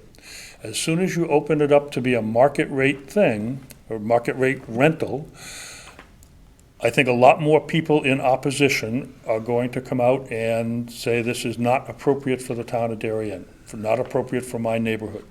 And my experience has been, if the commission proposes something as a trial, as an experiment, with a limited time period on it, a lot of that opposition rather, tones down, because they know it has an end date to it.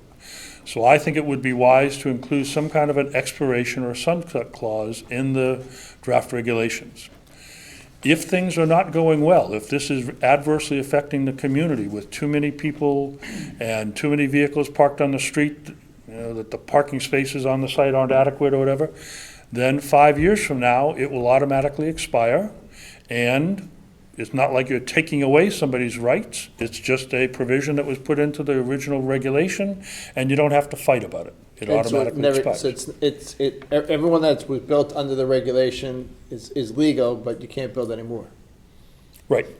So it's And- like everyone hears about the, it's called 421A in New York City. That's a thing that was around for a long time. It sunsetted and it's ended, and they won't extend it. Yep. You started that comment about affordable dwelling units. Did you mean affordable dwelling units, or? Yeah, actually, I think the commission would be better to adopt the regulations for accessory dwelling units and require them to be affordable. And you discussed it last time, and you don't agree, and you are the policymakers, you're the elected officials, not me. But I just think it would be better to have them as affordable units with the deed restriction on them, rather than a market rate rentals, because I think that there will be more likely to be more units if they're market rental, because it's a for-profit situation. And that's why in the draft regulation, as I was going through, I could cut that section that you wanted to delete, but what I did is cut and pasted it to the end, just in case you want to reconsider that, so I didn't lose that language. I mean, I But that's get- your choice, yeah. I mean, I get you're saying it's a for-profit enterprise. These are not money makers. Because if you get a building permit to do it, your construction cost is 50 grand to build it. You gotta put in a kitchen and a bathroom, right? And then your taxes are gonna go up on your property. So you have to amortize the cost of construction, plus your taxes are going up to get what, $4 a square foot on $3 a foot or $2 a foot on 500 square feet. That's $1,000 a month. To make back 50 grand plus your taxes going up, that's gonna take you, the 50 grand is gonna take you 50 months. And moreover, it will prevent people that want to do an accessory dwelling unit because they want to move their mother in, or their adult child who is having problems launching, it kind of knocks all of Those people out, yeah. people out of the ability to do that with their property. Yeah, I mean, I lived in accessory dwelling in my parents' If you make it a house. requirement, that's my concern. Yeah. And it's your choice. Yeah. The other reason I thought a sunset clause might be helpful is because if people know that the provision is going to expire and they can only use it for the next 5 years, once they've used it, they continue to have it, they're more likely to take action and create the accessory dwelling unit. It's kind of like when the stores have sales for Mother's Day or for Memorial Day, they say, better get here now because the sale ends on Saturday. And we have a sense of urgency to do something. Yeah, no, I like the idea of And a 5 sunset years from now, the clause. commission could always extend it if they want to. Yeah, I like the Dave and I idea, it's a good discussed it. We idea. talked about anytime the commission wants to change a reg by allowing something or not allowing something, you hold a hearing and say, great, we're going to either change the provisions or not allow it or whatever. So what we discussed is the pros and cons of, okay, it's 5 years and then it just drops off. Yeah. Or versus in 5 years, the commission, as constituted then, says, what do you think?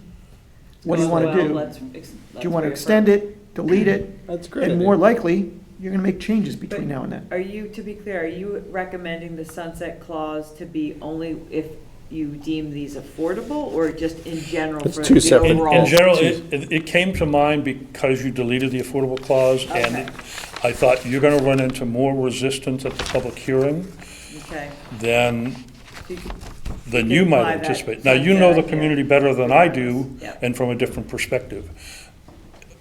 And that's why I thought of it. But the more I think of it now, I think, well, it's probably a good clause to include Yep, anyway, yep. regardless of You the like square that footage or red the parking sunset? requirement or anything else. Do we have other regulations that expire like that?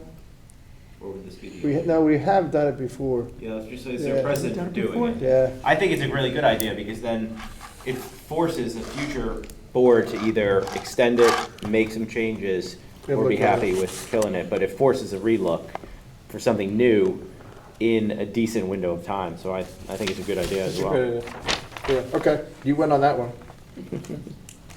So you have it expiring 5 years from now in 2028. Yeah, I just picked some dates for 5 years. yeah. Got it. Okay, Right. anything else? So we're going back to 1,000 square feet. I'm gonna draft something in about if it's within the building with the principal dwelling unit, it's maybe limited to 600 square feet or 800 square Yeah, feet.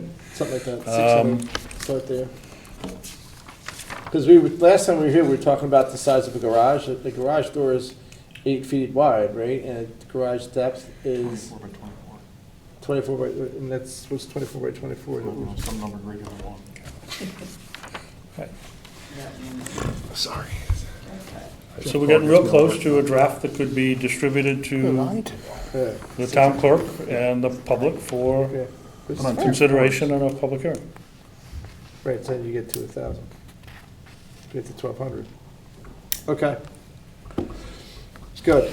Can I ask one last question, Dave? On page 2 of the blue memo, number 9, not to be sold or condominiumized or any form of shared interest ownership or other way marketed sold separate ownership end date. I agree with the concept, but Jeremy, isn't condo law as of right? You can, I guess one question is the separation, and I know we've had commercial condominiums, right? Where there's one on Norotan Avenue where the owner broke it into two separate buildings and condominiumized it. It's a good question, Mike. Could we, can Is you it, say you can't sell them separately, you can't condominiumize them? You need common area somehow? Yeah, I but guess that's an that's an easy interesting workaround. question. I don't know. We'll have to double check Can we that. check, maybe check with town council? Yep, Is that okay with you? Yeah, true. yep, let's do that. Yeah, I mean, I don't want them being sold either, but if it's. No, I agree 100% with the concept, but if we get people just coming in and condoing them, we've shot ourselves in the foot. Great. Okay. We done with this? I'm good. Okay. All right, good. And then the next one, we're gonna go into discussion regarding design business zone is the next time on the agenda. Is that you, that's Dave also? Yes. Now, we talked about this a little bit, there was, I mean, the background, I think, on this is that, the planning and zoning office is getting, inquiries of people trying to creep into different zones. And part of it is, I mean, we're trying to keep our downtown, business district compacted where it's supposed to be. It's a law of supply and demand. And once you allow retail to start creeping outside the district, it's gonna become a sprawl. That's not what we're here to do. We have very specific neighborhood zones, like the, where Vaccaro built his new building, it's over by Papa Joe's and. Yep, that allows retail. That allows retail. There's one that's over at, the White Horse, liquor store, Yep. right? That's a Eastern great end of one. town, which And allows, then there's another one that's at Springdale Florist. there was Springdale would be, there's service business, which allows external, which requires external storage or activity, or automobile related. And that would be Springdale Florist, Nielsen's and Gardner Center, Rings End, of course. So when you think of external storage or activity, you're thinking garden center, lumber yard, and on the eastern end of town, where they used to have the sheds, corner of Richmond and Post. We don't know what that Fence is now. factory, sheds, That's they're just a thing. automobile related.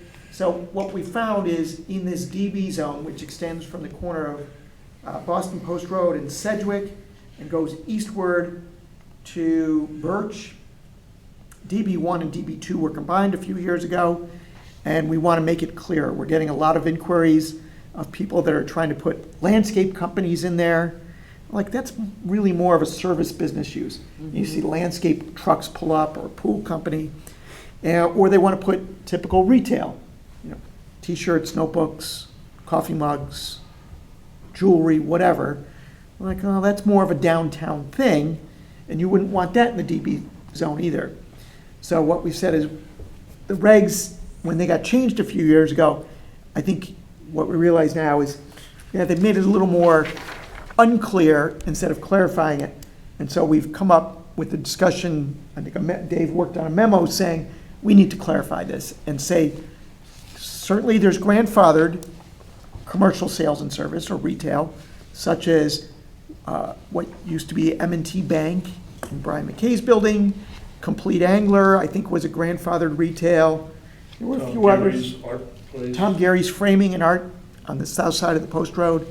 There's a handful of them that would continue to be grandfathered spaces, but what we didn't want was the whole zone to start falling one piece by one piece, such that it would become a series of stores or a series of landscaping companies, lumber yards. Like, no, that's not really what was intended here. So we really found a need to button it up, and I think Dave was kind enough to give his insight in a memo and try to explain what we're trying to do, but wanted to get feedback from the commission before we put forth a proposal. It's, to me, what you guys are trying to do, you have my full support. If you gotta tighten it up, to button it up, to keep it the way that it's envisioned, that'd be great. Because if you could, like what Dave just said, if you can point to the reg and said, it's not in there, it's not in there. I mean, that's the reason why this came up and hit our plate. Because these guys are getting bombarded about stuff that's on the fence. and it's a little bit gray. So, I mean, this is a little bit self-explanatory. Is there, you want to go right to the recommendation on the bottom? The best, I believe, the next step for the staff to prepare a proposal, modify, change, the clarification of the DB zone relative to permitted use. Staff will need to deal with the maintenance of existing retail space, certify carefully appropriateness and possible replacement uses. But the commission needs to review and amend the DB zone with respect to list permitted and uses, criteria, limitations, and those whatnot. Okay? Yeah, that's great. Yeah. I mean, just for an example, we do not have, in our town, we do not have, you can't sell cannabis. So if someone wants to come and put a cannabis store, it's not in our zoning question. I think I don't know, it keeps happening. It was happening a while ago. People want to put them in there. Yeah, I think for whatever reason, it's been a kind of a rash over the past couple months of, maybe it's because David's in the middle of doing his thing in downtown, and there's been a lot of change in Norotan Heights, but for some reason, we've just had a number of people inquiring about putting certain things in the DB zone, which we read as not really being permitted. So we've had to tell a number of people, that's not the right zone for your proposed use. Was it one of a veterinary clinic or something like that? I think one might have been a vet clinic, one might have been definitely a landscaping company. What else do we have? I can't, why would a landscaping company want to build? Well, it's perfect because you get a house, small Yeah. little house. You know, all you need is a place for someone to sit there and answer the phone, and it's a cheap place to bring Trucks. a handful of trucks. Yeah. Northern Stanford down. Okay. So, Do we need to do anything else on this one? no, we'll put together a formal Looks proposal, good. we'll schedule a public hearing and see what the public has to say. Fantastic. All right, next, discussion and deliberation possible decisions regarding the following. Business site plan number 94B, landfill and regrading application number 547, Berry Realty LLP, 118 Old Kings Highway South, and 1302 Boston Post Road. I don't have to read the rest into it, but this is the veterinary clinic that Harry Rothschild came in. We have a draft resolution in our packet where they just combined the two lots and put in a new parking lot. And last week Harry was here and they moved the lot line and lost the space or something like that, but I think it's all perfect. Questions, comments, typos, scrivener's errors on the draft that we received? Anybody? Well done. All clean? With that said or not said, entertain a motion to approve as submitted. Mike makes a motion, we can hear a second. Adam makes a second. All those in favor? 6-0. As Fantastic. written, thank you. All right, next item up for bid. Coastal site plan review number 367A, flood zone information application number 420A, landfilling and regrading application number 526A, John and Amanda Spatola at 11 Seals Road. This is the house that was on a corner type street. It had, I think, one or two driveways. It was here a couple different times. I think Attorney Zabatakis represented the applicant on this. Oh, look who that is. Oh, yeah, you're recused, so you can't say anything. In our packets, we got a draft resolution on this explaining everything. They did close that second, or said they were going to close that second driveway that we talked about. Questions, comments, typos, scrivener's errors on this one? Looks pretty clean. Wasn't there something about this where they potentially were going to have a basement in an area if they could, but then they weren't sure if they wouldn't? Oh, yeah, that's a good one. But I didn't see that in here anywhere. You mentioned it in Seven. kind of part 7, but that's really more to do with the flood zone than it was like the chipping and hammering that they'd have to do to get the basement in to stay outside the flood zone, I thought. We were going to allow them to do some kind of, Like conditional hammering if they could get it in there, but if they couldn't, then they need it, but we don't have anything in here about the hammering.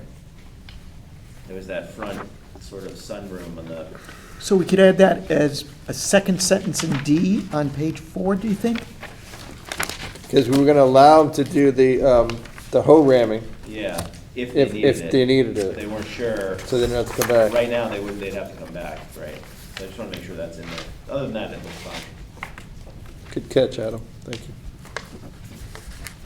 Just want to add a provision to that, nature? Add sentence to end of D. No processing, sorting, crushing, fabrication. Yeah, actually, it sounds like it should be backwards. First sentence in D? I mean, if they're good, the only reason why they would do the second sentence, a fabrication of rock gravel, is if they did do home ramming. Right? Well, what we could do is add a sentence that says, the got it. commission hereby allows hoe ramming if needed for the basement. Yep. That was it. Anything else? Good. With that said, I entertain a motion to approve as amended. Amy makes a motion. Jeff makes a second. All those in favor? 5-0, 1 abstention. 5-0, 1 abstention. Your hand was up, I saw it. Yeah. All right, next item up for bid. Business site plan review, business site plan application number 24 AD, special permit, RAG, Stito Corporation, Emilio's Brick Oven Pizza at 25 Old Kings Highway North, Good Wife Shopping Center, proposal to establish a new quick service restaurant. This was the gentleman that came in couple of weeks ago. They don't want to have any parking in the driving lane out front. The cars are going to go around the back, and they're going to deliver some kind of pizzas. And we also allowed them to have tables inside and outside. Question, comments, typos, scriveners, errors on this one? We did give them the 16 seating, and Yep. subject to ARB's review, which is in number 4. And then we also said 18 is fine. No, she wanted the 18, Yeah. the 16 indoor and 18 outside, right? 18 indoors. The other way 16 around, right? outdoor, yeah. Right, because 16, more than 16 flips the switch on parking. And we decided that there is not necessarily a parking problem over at the shopping center because the Yes. gentleman here, they have no parking issues there. Anyone should be able to park anywhere they want. At any time. Just a nit on paragraph 6. Oh, good. Well, I'm not familiar with the phrase of largely attended hockey. I thought maybe well-attended would do it Okay. better. Just because these live on in infamy. Sounds good to me. on my records and all.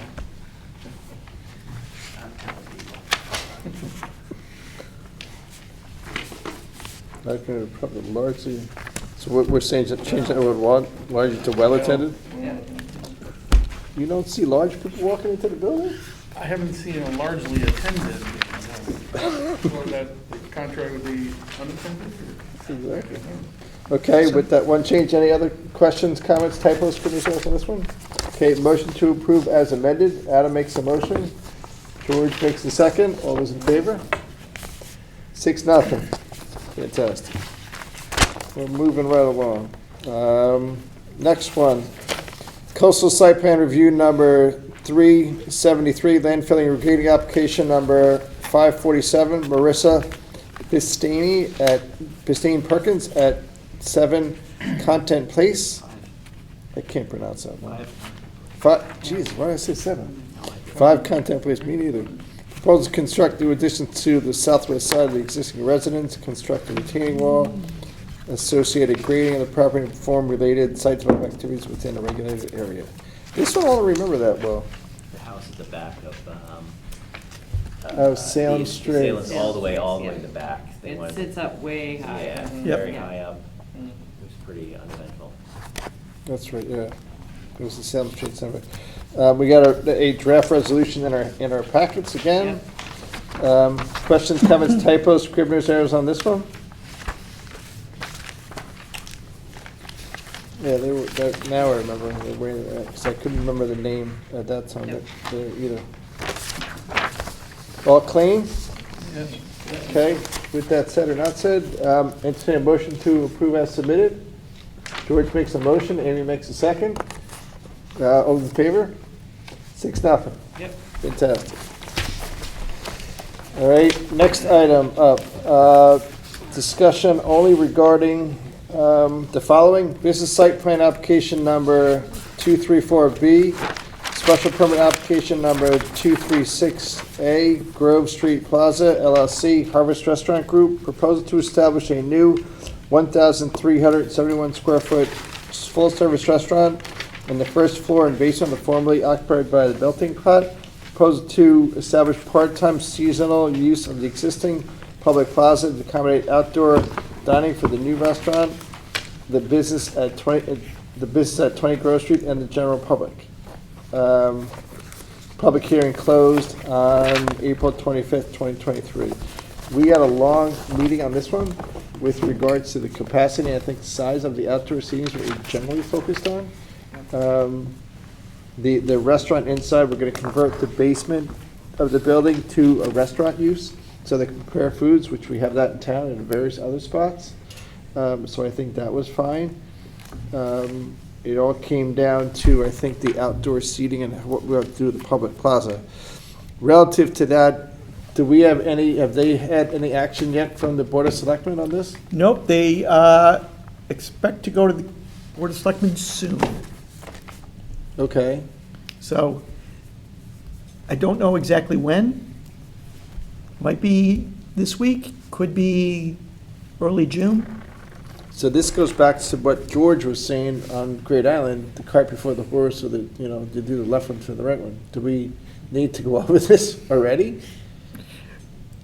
You could certainly punt on this for tonight if you want. You still have time to deliberate on it and put together. The reason we put it on the agenda is figured it was fresh in your minds. Right. As you said, I don't think there was any commission concern about the indoor changeover, the change in hours, the way they operate. I think that was uneventful. I think it really comes down to the main issue being the outdoor. And have they got to ARB yet on this? Nope, they're going to ARB on 2 weeks, next Tuesday. Okay.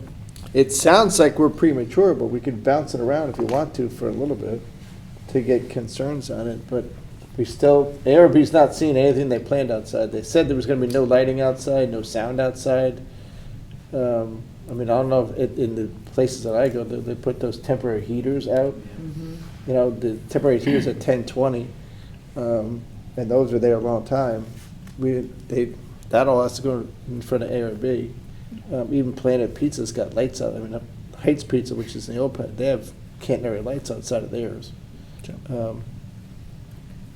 Want to go high-level concerns? The only, one, the park, obviously the public park was designed with the restaurant in use, and the fountain was designed to be accessed by the public on both sides of it, so to move it seems, I don't know, like we're taking it away.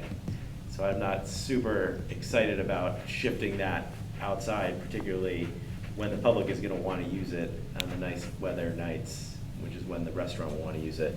But my only real, so I've pretty much made my feelings on that. But the other thing was the entrance to the apartments that are next in between where the restaurant will be, which is sort of in, I'll call the front, and then the rest of the doors in the back.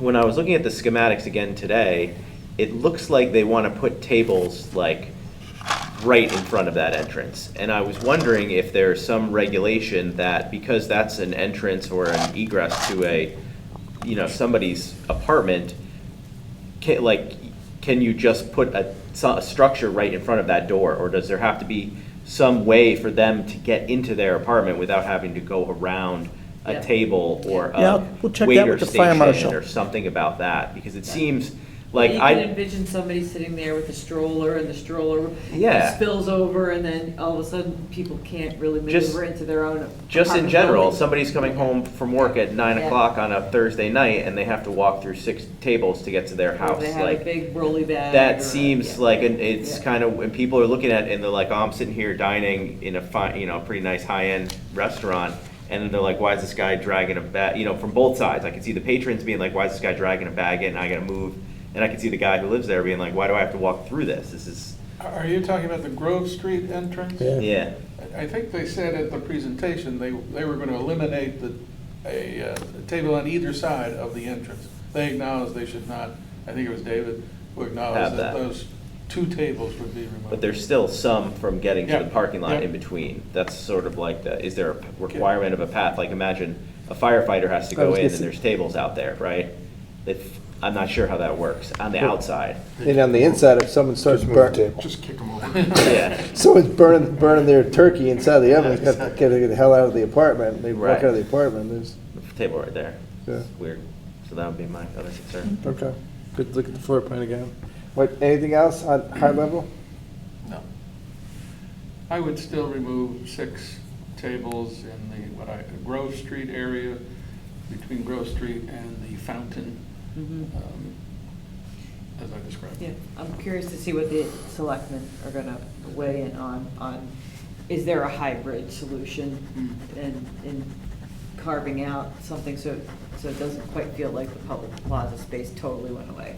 It's kind of designed for 4 Yeah, separate so I- yeah. bespoke Gonna be outdoor curious to see areas, their- and now it's just their- kind of one blob, that one place is sort of taken over. And at the end of the day, it's their decision on that, because it's their permission.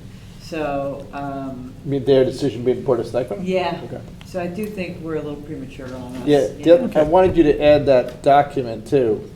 I gotta find it. You can't find it? I haven't looked. Oh, okay. Can they even walk across, if the public space were to maintain in the middle, could they walk across it to serve food on the other side? Yeah, it's public. Yeah. Maybe you can get that document for the next meeting. I mean, I have it someplace. Okay. At the end of the day, I think it's a lot of tables and chairs on the public plaza. I mean, I think in terms There of might be a solution that's somewhere. fixed in seating, I think between. there's more outside than there was More than inside. current, but less than proposed. Okay. As I said, when Yeah. they get a quick shower, suddenly there are gonna be a lot of people running around, and that can be pretty tough for them.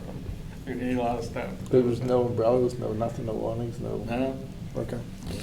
All right, that's that Thank one. Next item up for bid.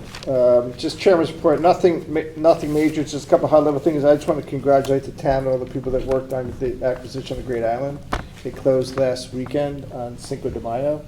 I give kudos to the board, to the first selectman for doing what you did and sticking with it. I do think it's a great acquisition for the town. We went over it ad nauseam at times.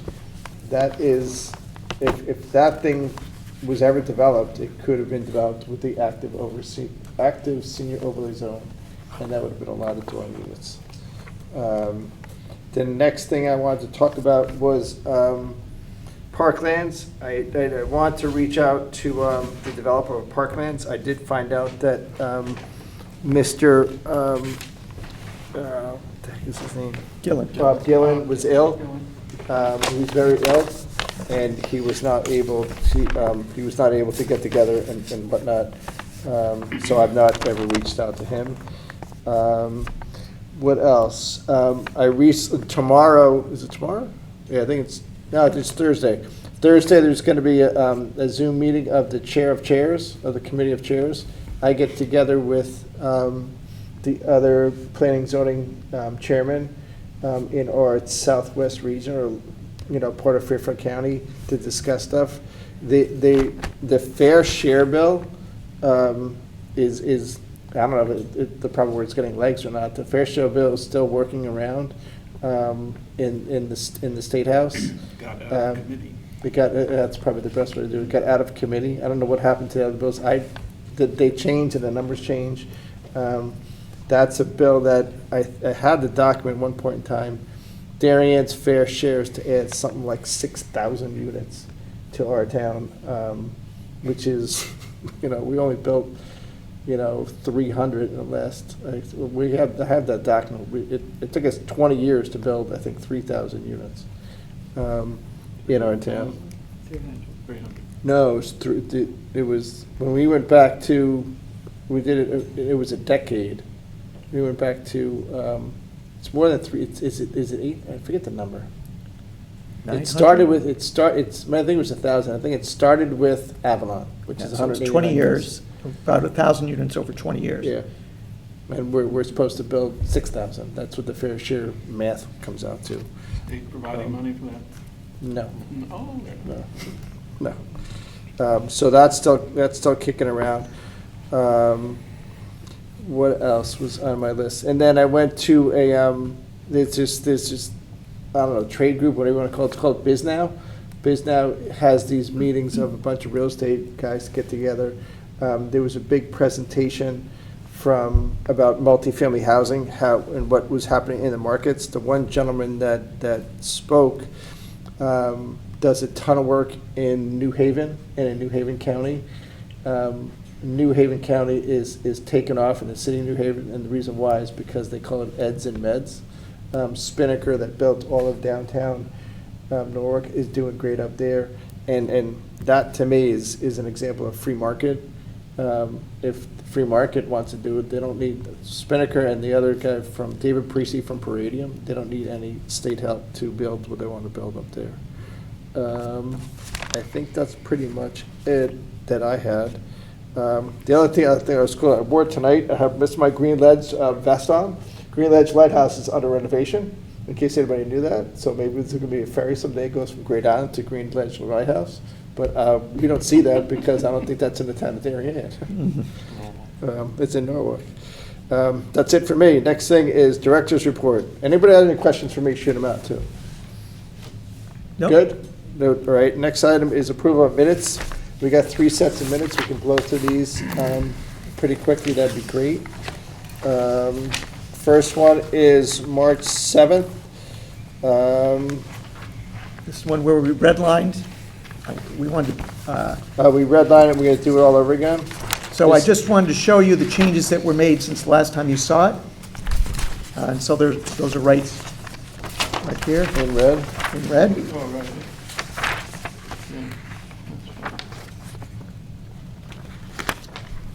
Oh, right. There you go. But this one that you pulled this one back. Right, we pulled this one because we want to, better describe a couple items in here, especially relative to outdoor dining and the DB zone. Yep. We felt needed a little more explanation. The working meeting downstairs in 119, yeah. Good memory. Yep.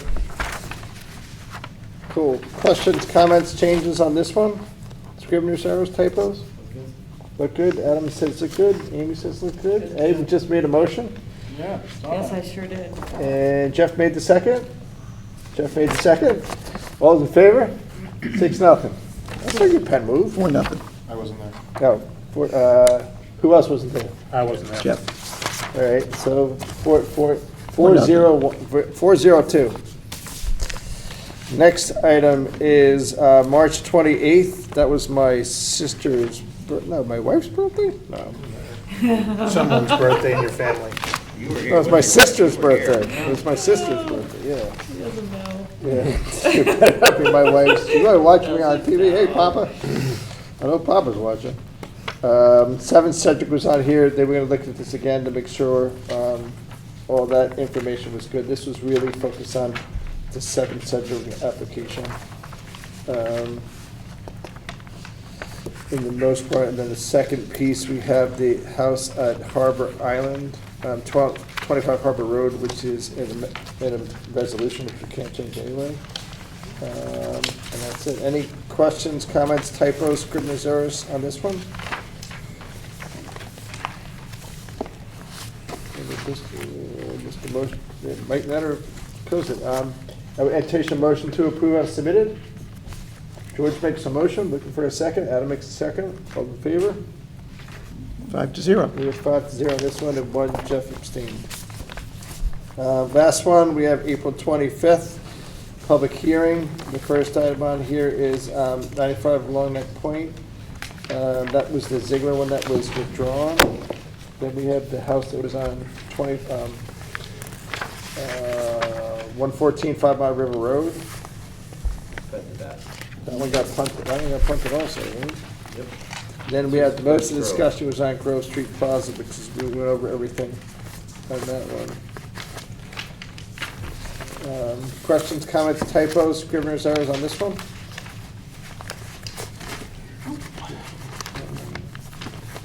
And the last item on here, we have the brick oven pizza guy who just told us to write up. 5 Content Place over on Salem Straits. Conant.